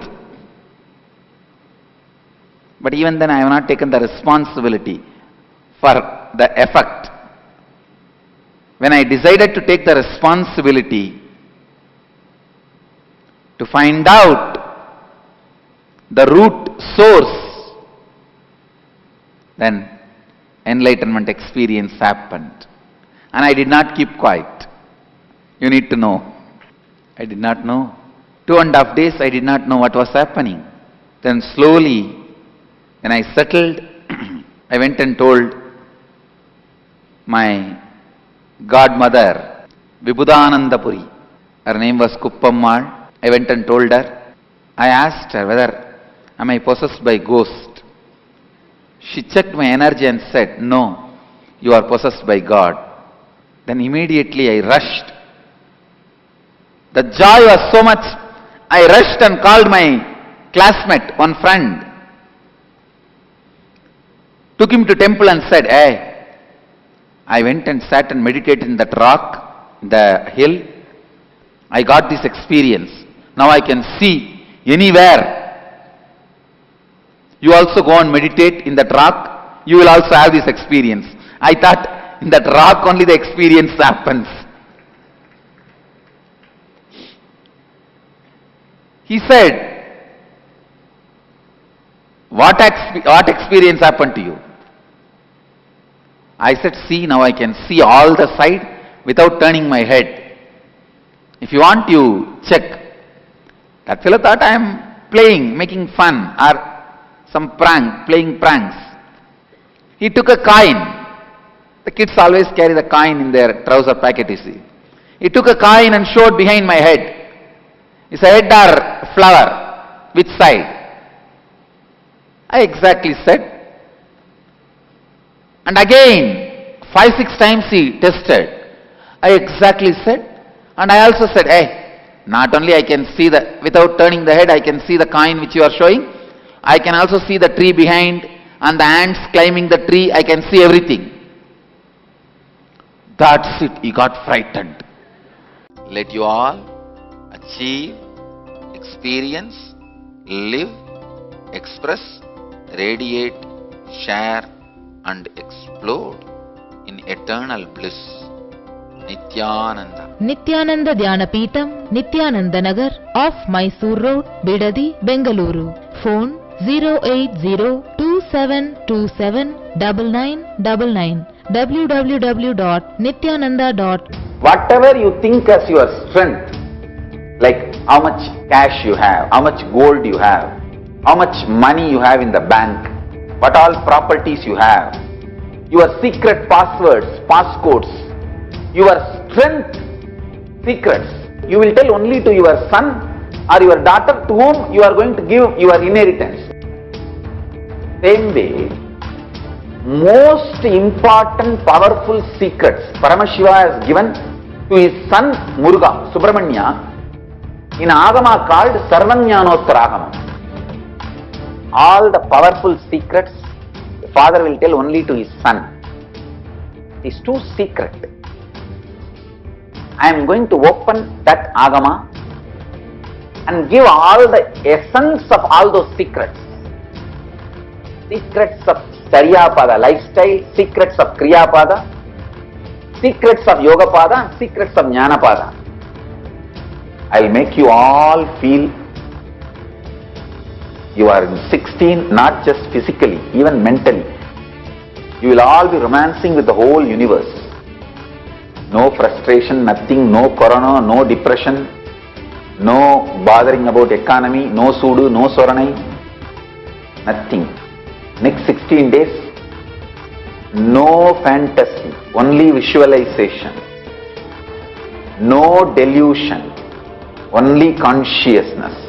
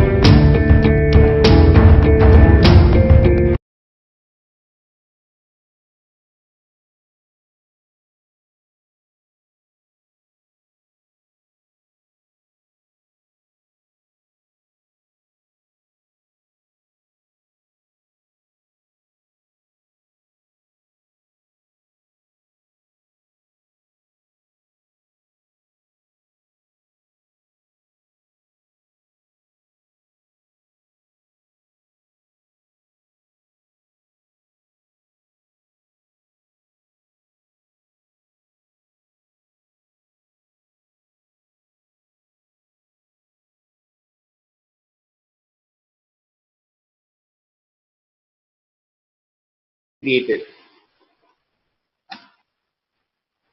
The beautiful ambience, every step of the way that supported Swamiji. This is actually the story that is untold. We have heard the spiritual aspect of it, the initiation that was given, and then the experience, which is very profound, which is very exciting for us to listen to. And we celebrate it. We celebrate that moment. But now it is upon us.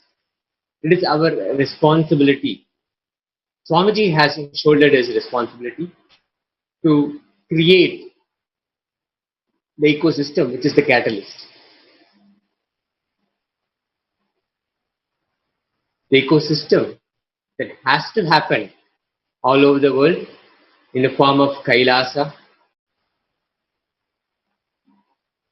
so that more and more the celebration will lead to the experience. Swamiji's mission is to give this experience to as many beings as possible. And for that, the right ambience has to be created. The greatest Hindu nation, KAILASA, is upon us. Swamiji has already created that. You can visit kailasa.org to understand what it takes for a Hindu nation to form. It is not just an ecosystem where incarnations can flower. It is the refuge, a safe place for all Hindus worldwide to come and participate, to share and practice freely the core principles of Hinduism. All the persecuted Hindus can find a place in KAILASA so that they can form the right ambience. They can celebrate the right ambience for more and more incarnations to happen, more and more incarnations to flower. This right ambience is the key factor which creates incarnations. Swamiji has dedicated his whole life, his entire mission, everything that is available to him for this mission, for creating this ambience, for celebrating this ecosystem, so that the possibility again and again is brought forward. This is KAILASA. You can find out more at kailasa.org, and find out how you can participate. Now is the time, as we are here at the crossroads, we are now having to decide our future. We have the responsibility and opportunity to need of the hour. What does the future hold for us? What it can give us? Simply, it is our responsibility. So this is a call for every one of you watching. If you feel, yes, this enlightenment ecosystem has to be maintained, this is the catalyst. This is what makes incarnations, and this has to be preserved, conserved. Then join the Kailasa movement.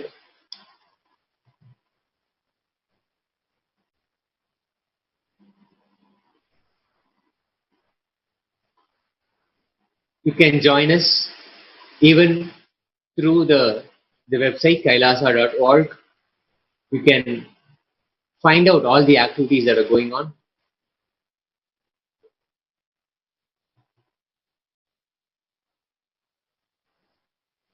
And you can become a part of it. You can contribute. You can become a part. You can join. You can live, recreate the Kailasa wherever you are. So many ways to contribute, so many ways to support, and so many ways to enjoy, celebrate that ecosystem. Now, this is the moment that we realize the ecosystem. We have to take the responsibility to maintain, to nurture, and let us play the part by becoming a part of Kailasa. Let's now listen to Swamiji in his own words. What makes Kailasa? What makes an enlightenment ecosystem? What it takes to manage, to sustain, to create and nurture the ecosystem.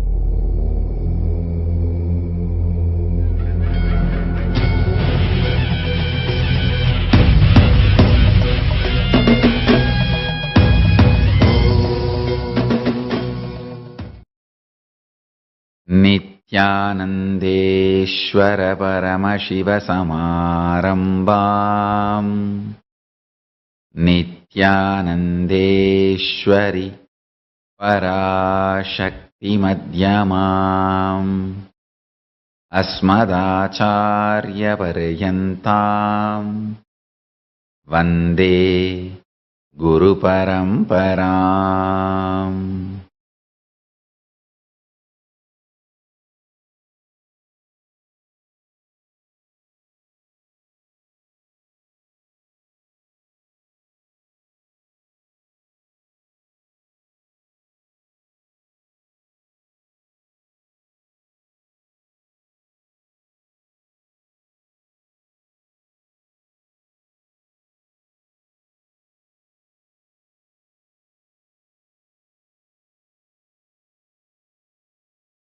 I welcome you all with my love and respect.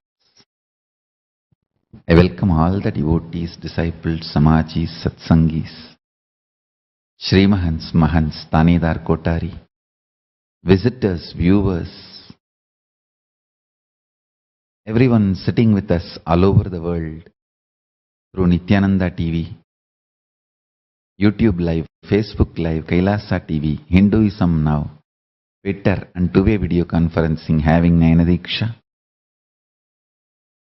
I welcome all of you with my love and respects.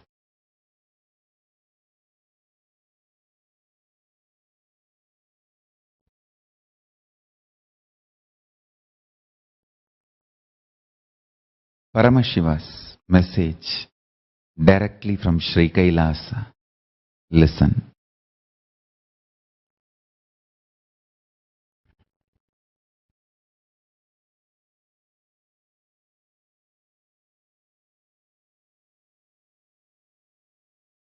Knowing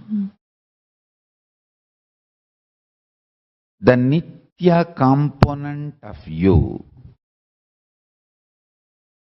will make you understand you manifested, maintaining, rejuvenating means destroying.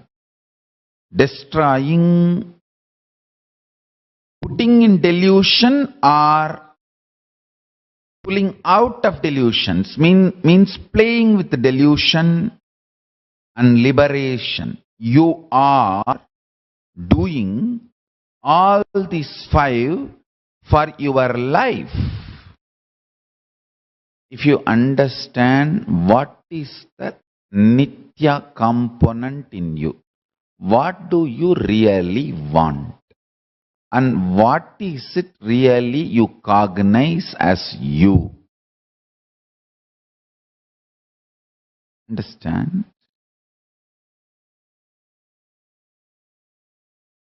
As long as you cognize your body and then go on trying to be finding some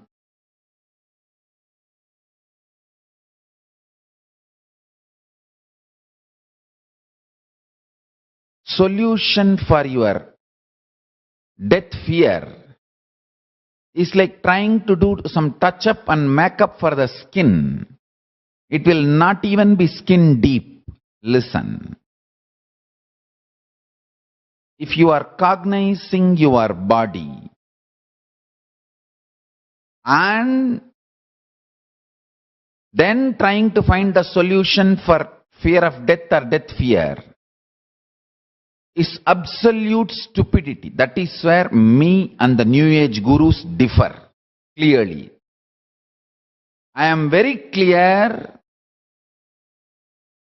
Your cognition needs to be shifted, changed. And it is very easy. That's a good news I have. Because your cognitions are your cognitions. It is your properties. You can easily dispose, alter, change anything which you can easily dispose, alter, change only can be called, and that only will be called as property. Understand?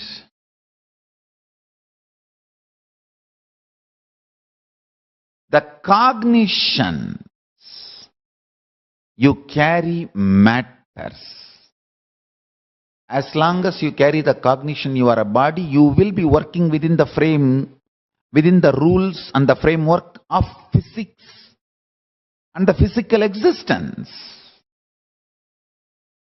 When you start feeling you are a presence using your body,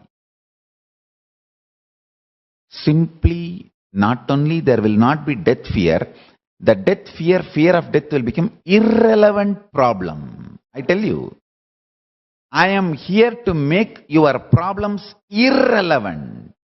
That is why NRIs like me. See, it's like if you are sitting inside India and trying to solve your problems, saying, oh, there is no justice, there is so much of difficulty, complications, there is so much of mismanagement, corruption everywhere. What can I do? That is trying to solve the problem.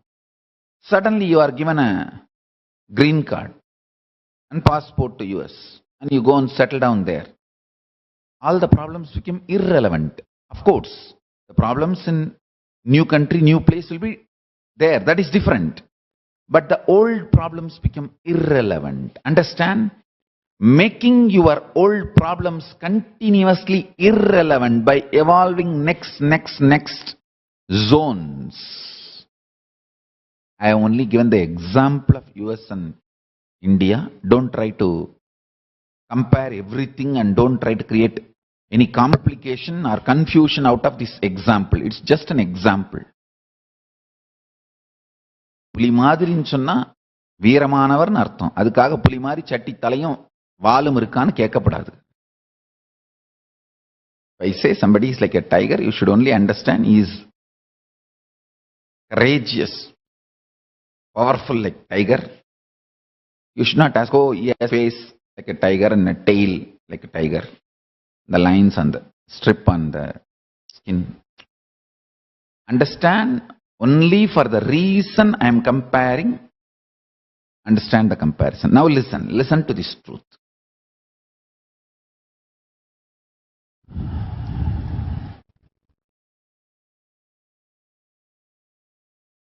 Making your problems irrelevant is Nithyananda's style.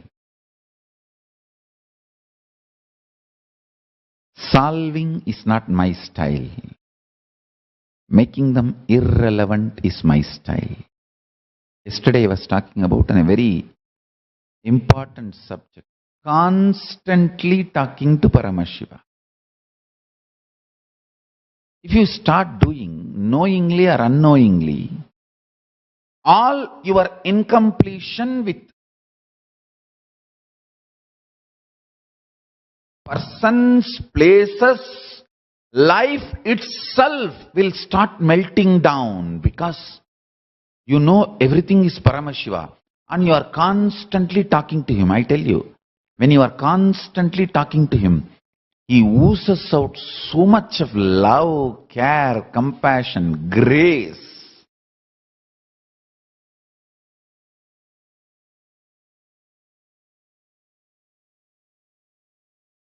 You start existing, kind of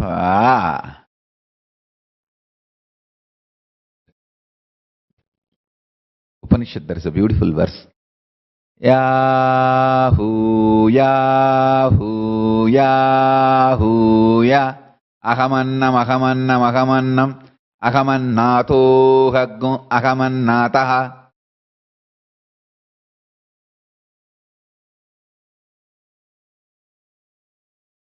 It's a ecstasy, joy of rishis manifesting.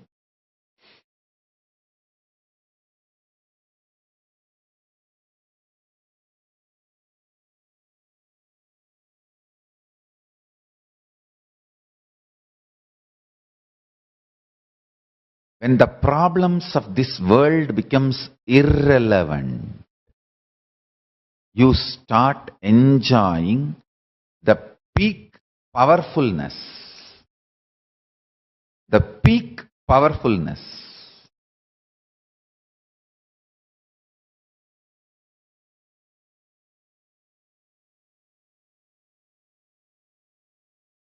Nothing in your life is relevant to your Nithya, core existence, because still whatever you know as your Nithya is Mithya, delusion. Listen, as and now whatever you know as your Nithya, including your idea of Paramashiva, is Mithya. When the real Paramashiva happens,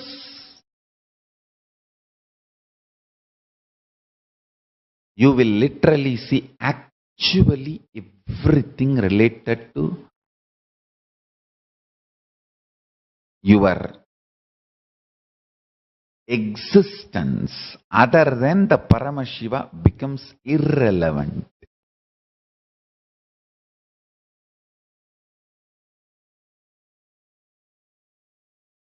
I am not talking religion, be very clear. Everyone thinks I am talking religion, means I am talking about some subject which will solve your problems taking 25 years. No, I don't take your life.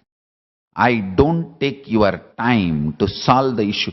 This is the most easiest, immediate solution. All this New Age Guru solution, that's skin polishing, or skin deep level, that only takes ages, years. Finally you realize you bought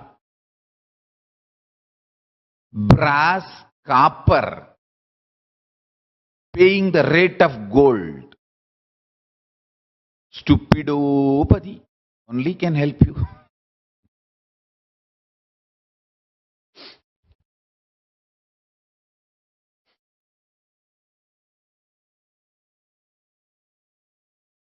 Understand. Listen carefully. Nothing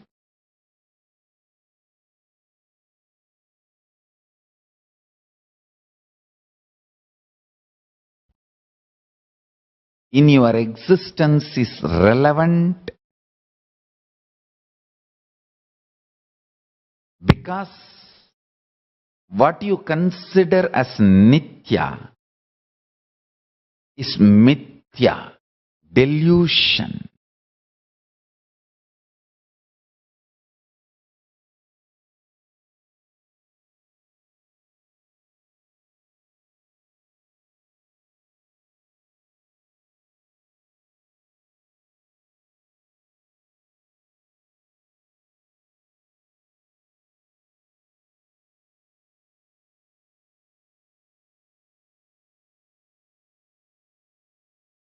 Muktikopanishad beautifully details about Mithya. Saprayojanata tesham swapni vipradipatyate tasmat adyantava tena mityaiva kalute smruta. The utility of the object seen in the waking state is contradicted by the dream state. Objects have to be regarded as mithya since they have beginning and an end. Understand?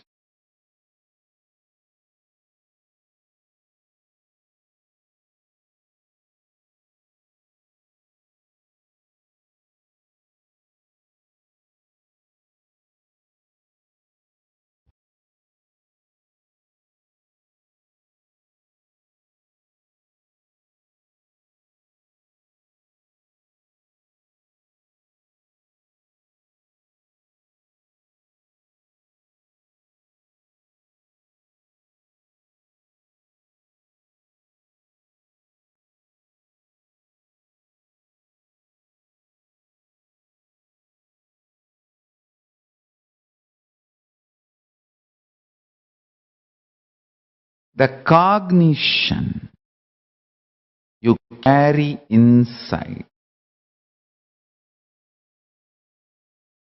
if that is consciously chosen, the kind of the power you manifest, the energy you manifest, unimaginable. Unimaginable.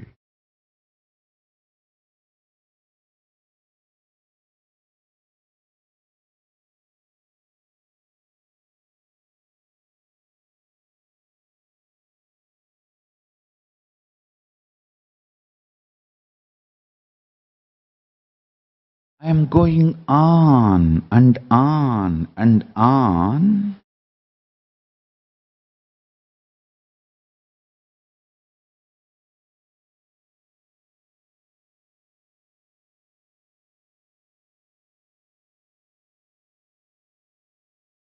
Awakening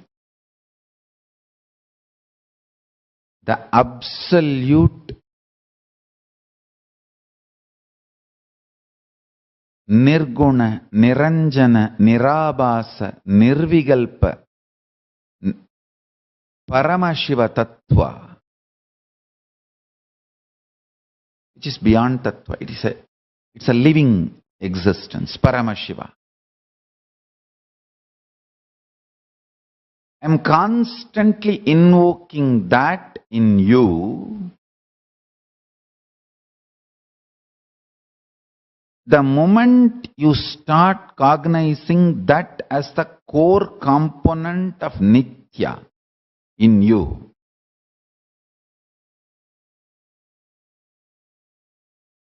tons of problems become irrelevant.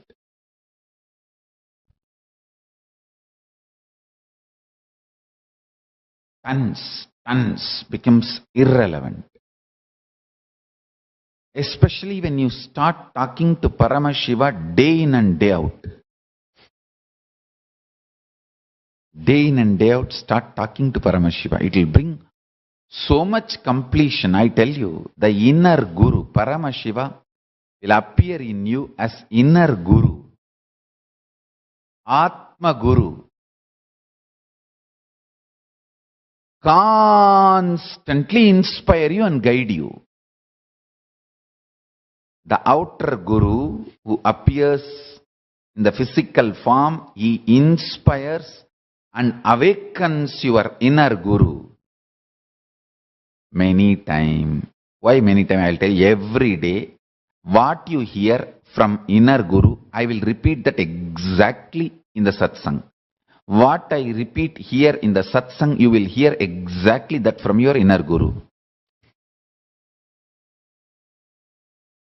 This is life and lifestyle. This is life and lifestyle.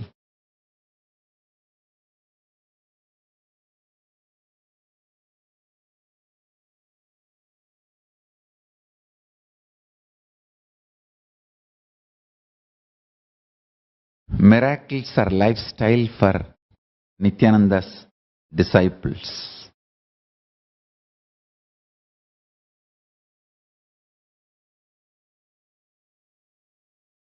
And I also tell you, constantly talking to Paramashiva will build a very sweet, intimate relationship with Paramashiva. And above all,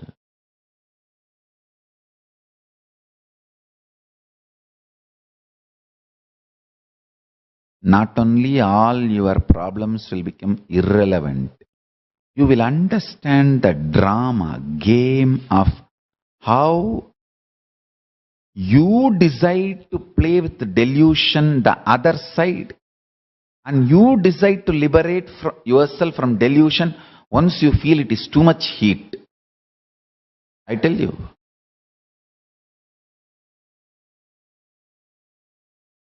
Delusion is all about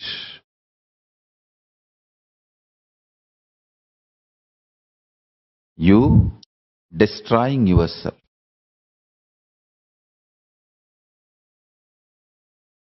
Delusion is all about you consciously deciding to destroy yourself. Nothing else.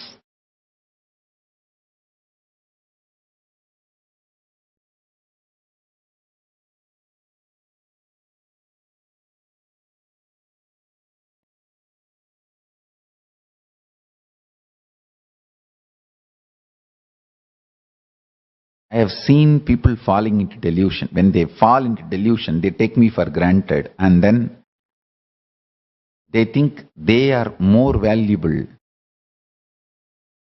component, Nithya, in their life than me. Then I tell them, okay, do what you want, live as you want. When their delusion has cheated them thoroughly, they wake up at one point that their delusion has cheated them absolutely. They bought something thinking as gold, paying the price of the gold, but finally they realized they got absolutely cheated. Not only it is not gold, it is not even copper gold coated, it's a pitala, brass gold coated.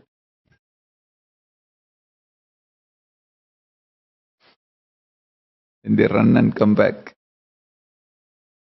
I think, Swamiji, I should have had little patience before deciding. Listen. The delusion is your conscious decision to destroy yourself. And you can see how you play the side of the delusion.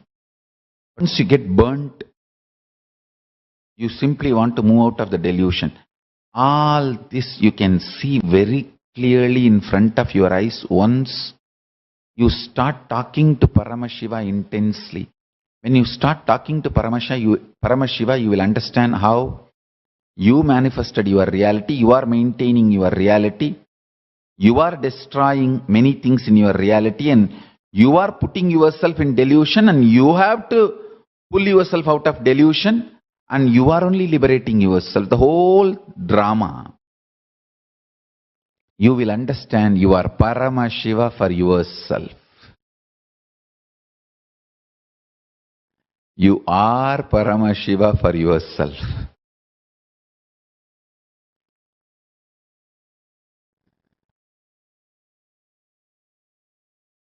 This whole Sri Kailasa, my effort, this Kailasa effort, is just to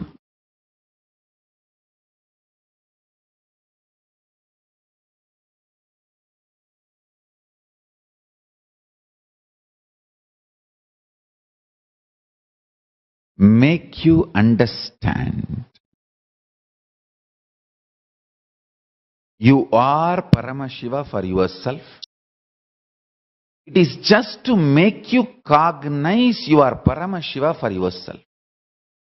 See, I am trying to create the ecosystem where thousands of you will start understanding these truths I am teaching and practicing. For example, Los Angeles, San Jose, Toronto, Vancouver, Seattle, Ohio. I want hundreds of families to settle down around the temple. Houston. Not as commune, but as community. Not gated community. No exclusivity. Just like regular US citizens, as part of them, I don't want to say that only our people should be there all around the temple. No. Like lot of devotees have moved their houses around LA temple. Within the 10-mile radius of LA temple, too many of our devotees have moved. Like that, in the temple area, in that city, in 10-20 miles radius, at least few hundred devotees, few thousand Ananda Samajis settling down. Temple becomes ecosystem where day in and day out power manifestation science is taught. I want full-time volunteers to settle down. I am deciding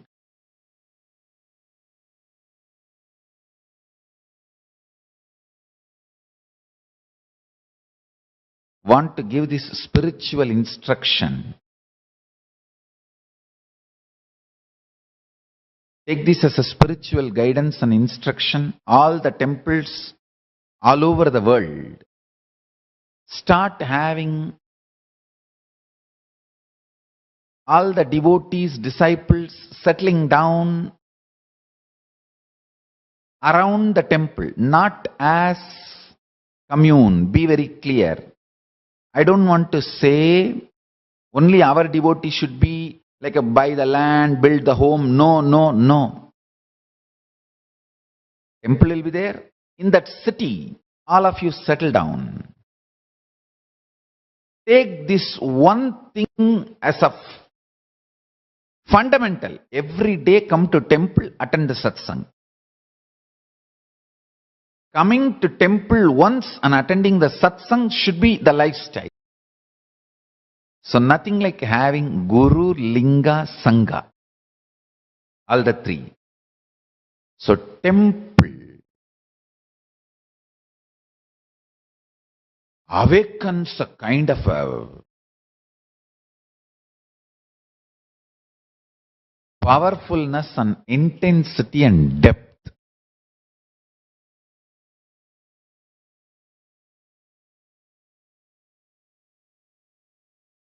These five should be available in all temples. One,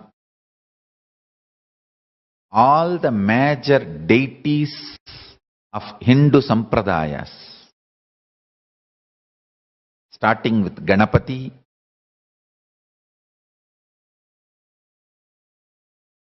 Shiva, Devi, Subramanya, Vishnu, Navagrahas, and each god's different incarnations, like a Vishnu. You should have at least Rama and Krishna. The pantheon of Hindu deities.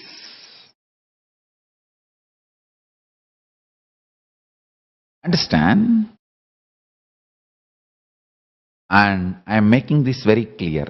All my temple, the deities should be worshipped, maintained by devotees. Understand?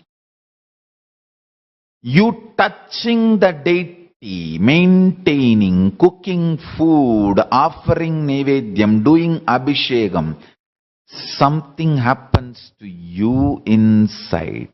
Paramashiva starts manifesting inside you. I am not saying our ancient tradition of having the priests and running the temple is wrong. No. I am absolutely for it.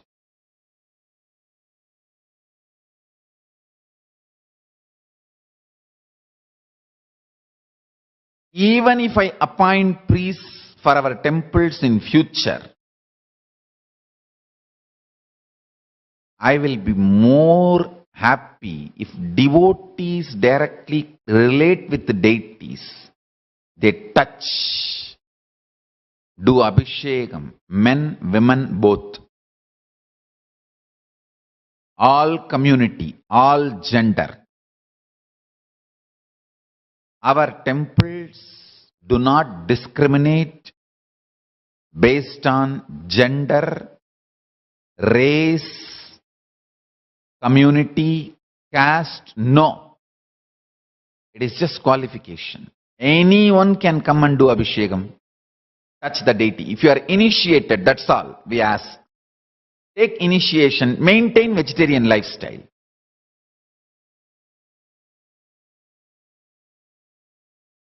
Even if we get priests in the future, maybe I will let the priest do the abhishekam one column, one time puja, and open the another one column puja for devotees and disciples. That is my vision, I tell you. When you touch the deities and do puja, abhishekam, alankaram, maintain, Paramashiva grows inside you. He manifests more and more inside you. The Guru, Linga, Sangha starts happening inside you.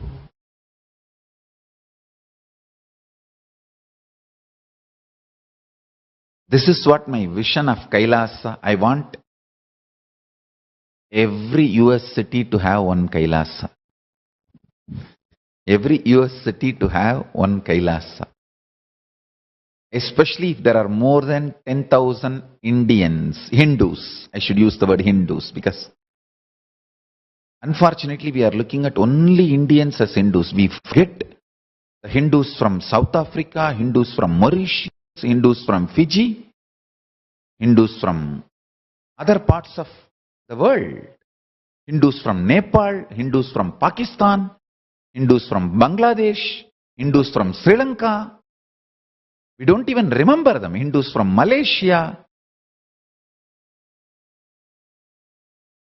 So our temple should be Hindu-centric, not Indian-centric, Hindu-centric.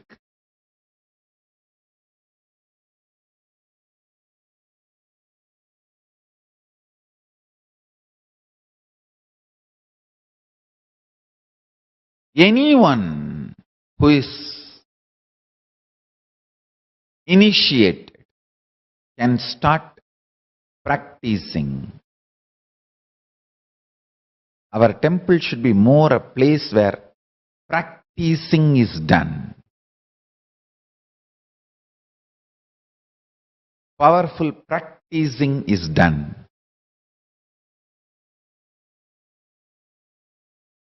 Understand?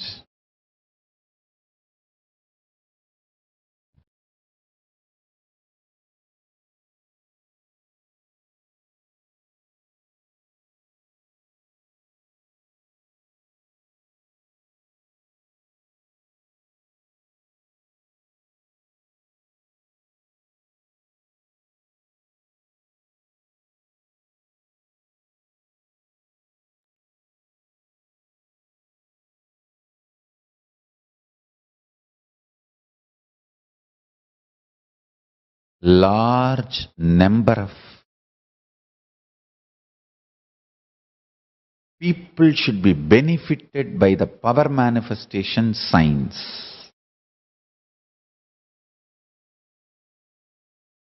Every day, power manifestation should go on in all our temples all over the world. Understand, the first component is all the deities of Hindu Sampradaya should be there, which will be maintained by devotees from any race, caste, community, anyone who takes initiation to live Hinduism can touch and worship the deities, maintain the deities, involve in the deities. And I wanted to tell you,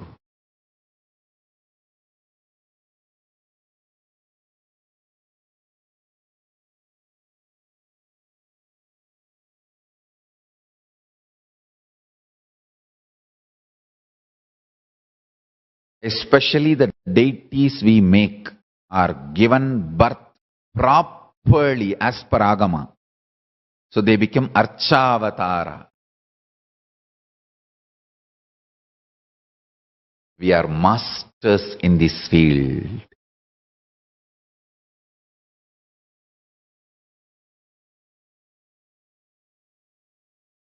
We know why we do what we do thoroughly. That is the uniqueness of KAILASA, Nithyananda's Hindu temples, Paramashiva temples, Paramashivalayas. Large size Hindu deities of all Sampradaya. That's the first thing in all our Kailasas. Second thing, understand? Every day, power manifestation signs should be taught by committed celibate sannyasis. Anybody who wants to commit and take this sannyas life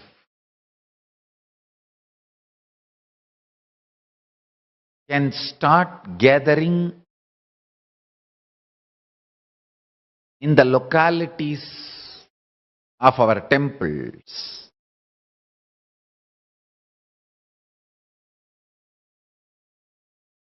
And start staying, start practicing. We will call them as apat sannyasis or even krama brahmacharis. It is like an under training. They take it up, they commit, they can be there as long as they want to continue in that path. Understand? I am announcing some of the new most important spiritual policies.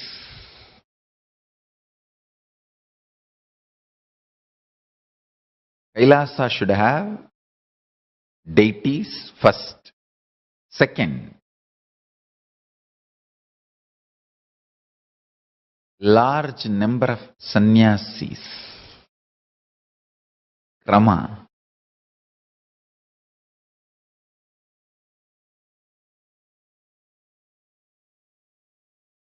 Krama brahmacharis who want to take up this lifestyle and maintain the temple, maintain the Kailasa ecosystem, who start manifesting powers, teaching, guiding people into manifesting powers, making people understand the importance of enlightenment and introducing Hinduism.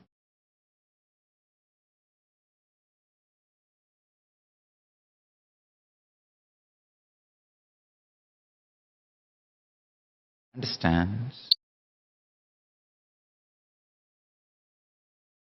The whole ecosystem necessary for this, we should start focusing and manifesting it in every city where at least 10,000 Hindus are living, and a large library. Still, Hinduism is in books. It has not yet come to the digital world. Still, Hinduism is living in books, especially in home libraries. Still, we have not left the habit of reading books and learning Hinduism. So, as long as that reading books and learning Hinduism is there for Hindus, we should keep a huge library. Digitizing we will continue to do, but the huge library, physical library, is required.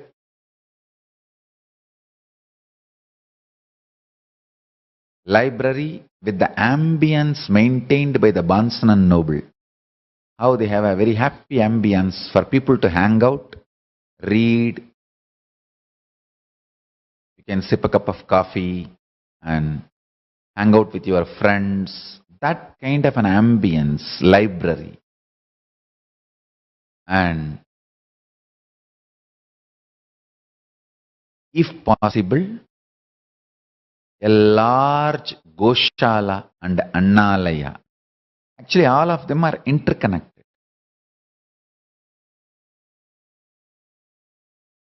Temple, Adinam, where the sannyasis start living and teaching, growing together, and Goshala and Annalaya, where the organically cows are maintained, food is grown and shared freely. Never in our temples food can be sold. No. It should be absolute free. Large level of Goshala and Annalaya.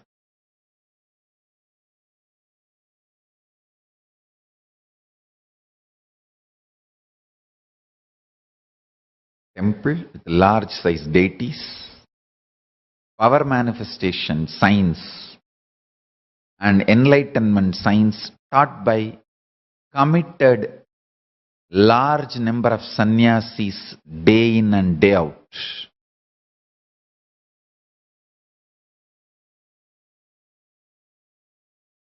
A large size Goshala and Annalaya. Large size library with ambience similar to Bansan and Noble. Fifth, last but not least, at least few thousand families of devotees settled around the temple. This is a complete Kailasa ecosystem. So, Anybody comes there, whether 7-year-old kid or 70-year-old man, he is given everything related to Hinduism. And Hinduism becomes just such a happy living lifestyle.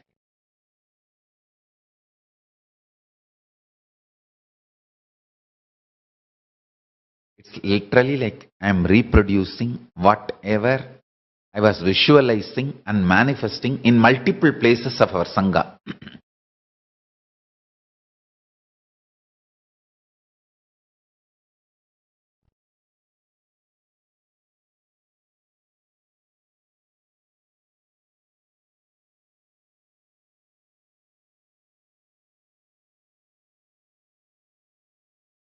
N pregnancy to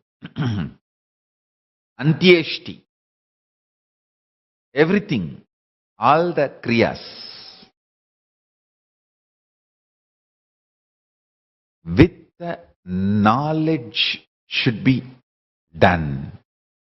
With the absolute Veda agamic knowledge. From N pregnancy to graceful exit. Everything should be done.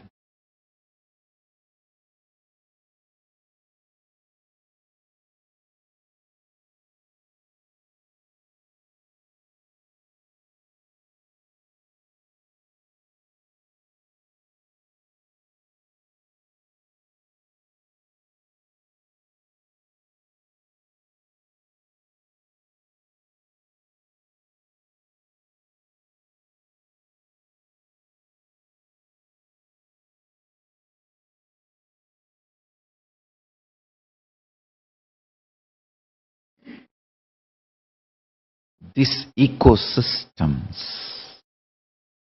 all over the world will keep this whole enlightenment science alive.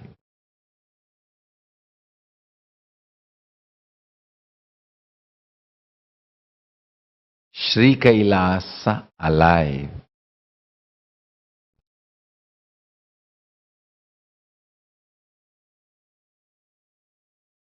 Everywhere, the local temples, ashrams, adhinams, universities, goshalas should start expanding and start adopting the best practices of Sanatana Hindu Dharma. Should start evolving more and more local governing bodies. Local governing bodies.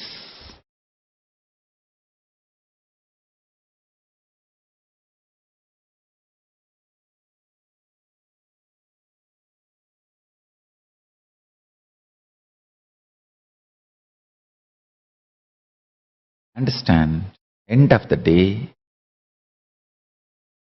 life is all about making the world better place.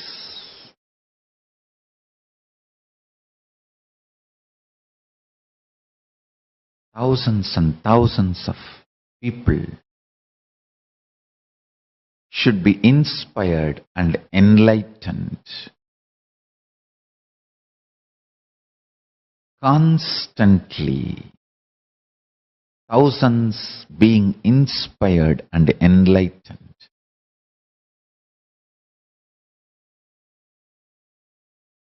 Helping, evolving, living, guiding, radiating the state, space, powers, superconsciousness of Paramashiva.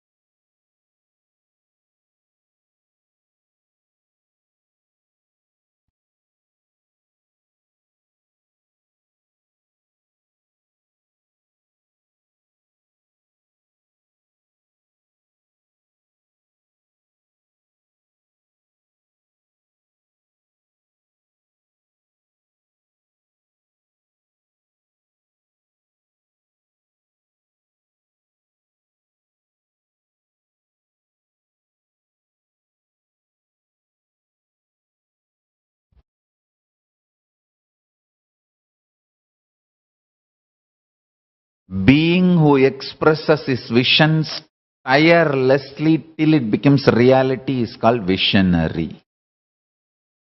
Visionary is a being, never gets tired, goes on expressing his vision, inspiring, holding on to his vision and making it into a reality is visionary.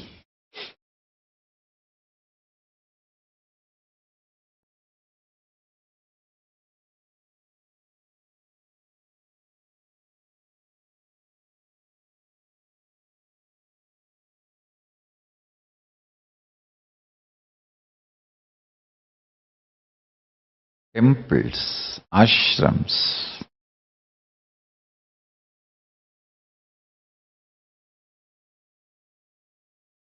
organizations, all this stands not on properties but on the intensity and the powerfulness of devotees. All this does not stand on properties but stands on intensity and powerfulness of devotees.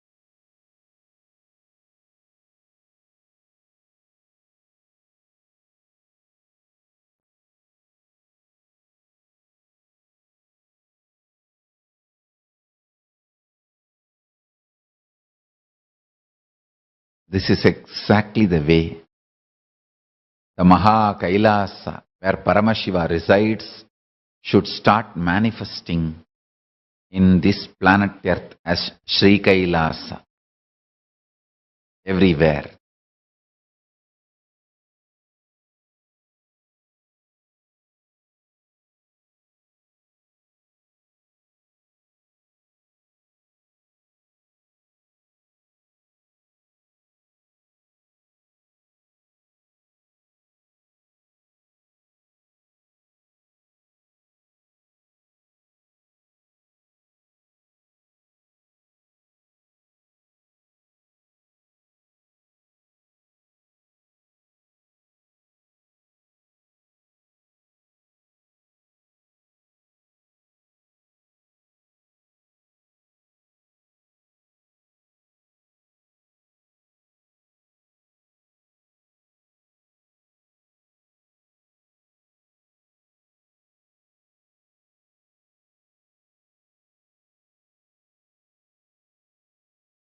I'll connect all of us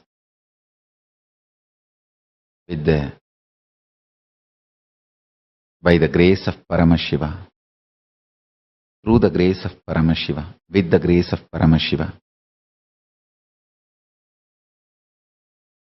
I'll connect all of us to Paramashiva and Maha KAILASA, so he can manifest Maha KAILASA in all of us and everywhere we are living.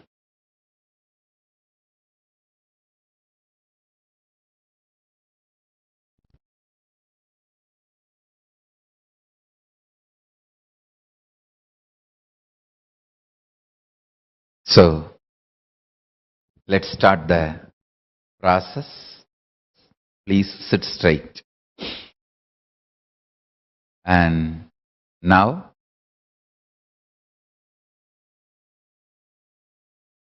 Take the Atmalinga and keep it in your hand. Chant the Mahavagya intensely. With the grace of Paramashiva, I'll connect all of you to Paramashiva and to Sri KAILASA. Shiva.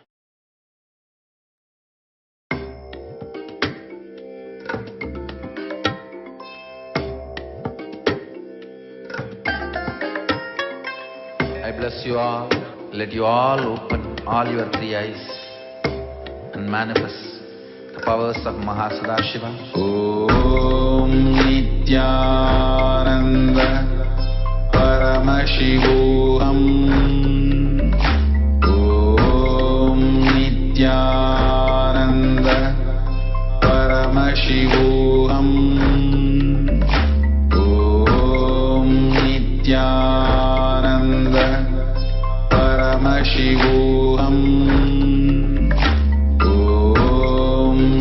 Nithyananda Paramashivoham.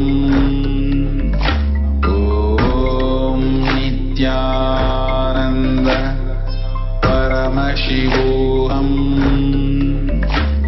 Om Nithyananda Paramashivoham. Om Nithyananda Paramashivoham. Om Nithyananda Paramashivoham. Om Nithyananda Paramashivoham. Om Nithyananda Paramashivoham. Nithyananda Paramashivoham. Om Nithyananda Paramashivoham. Om Nithyananda Paramashivoham. Om Nithyananda Paramashivoham. Om Nithyananda Paramashivoham. Om Nithyananda Paramashivoham. Om Nithyananda Paramashivoham. Nithyananda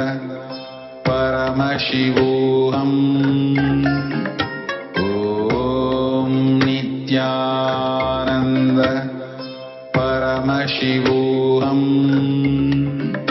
Om Nithyananda Paramashivoham. Om Nithyananda Paramashivoham. Om Nithyananda Paramashivoham. Om Nithya Paramashivoham. Om Nithyananda Paramashivoham. Om Nithyananda Paramashivoham. Om Nithyananda Paramashivoham. Om Nithyananda Paramashivoham. Om Nithyananda Paramashivoham. Om Nithyananda Paramashivoham. Om Nithyananda Paramashivoham.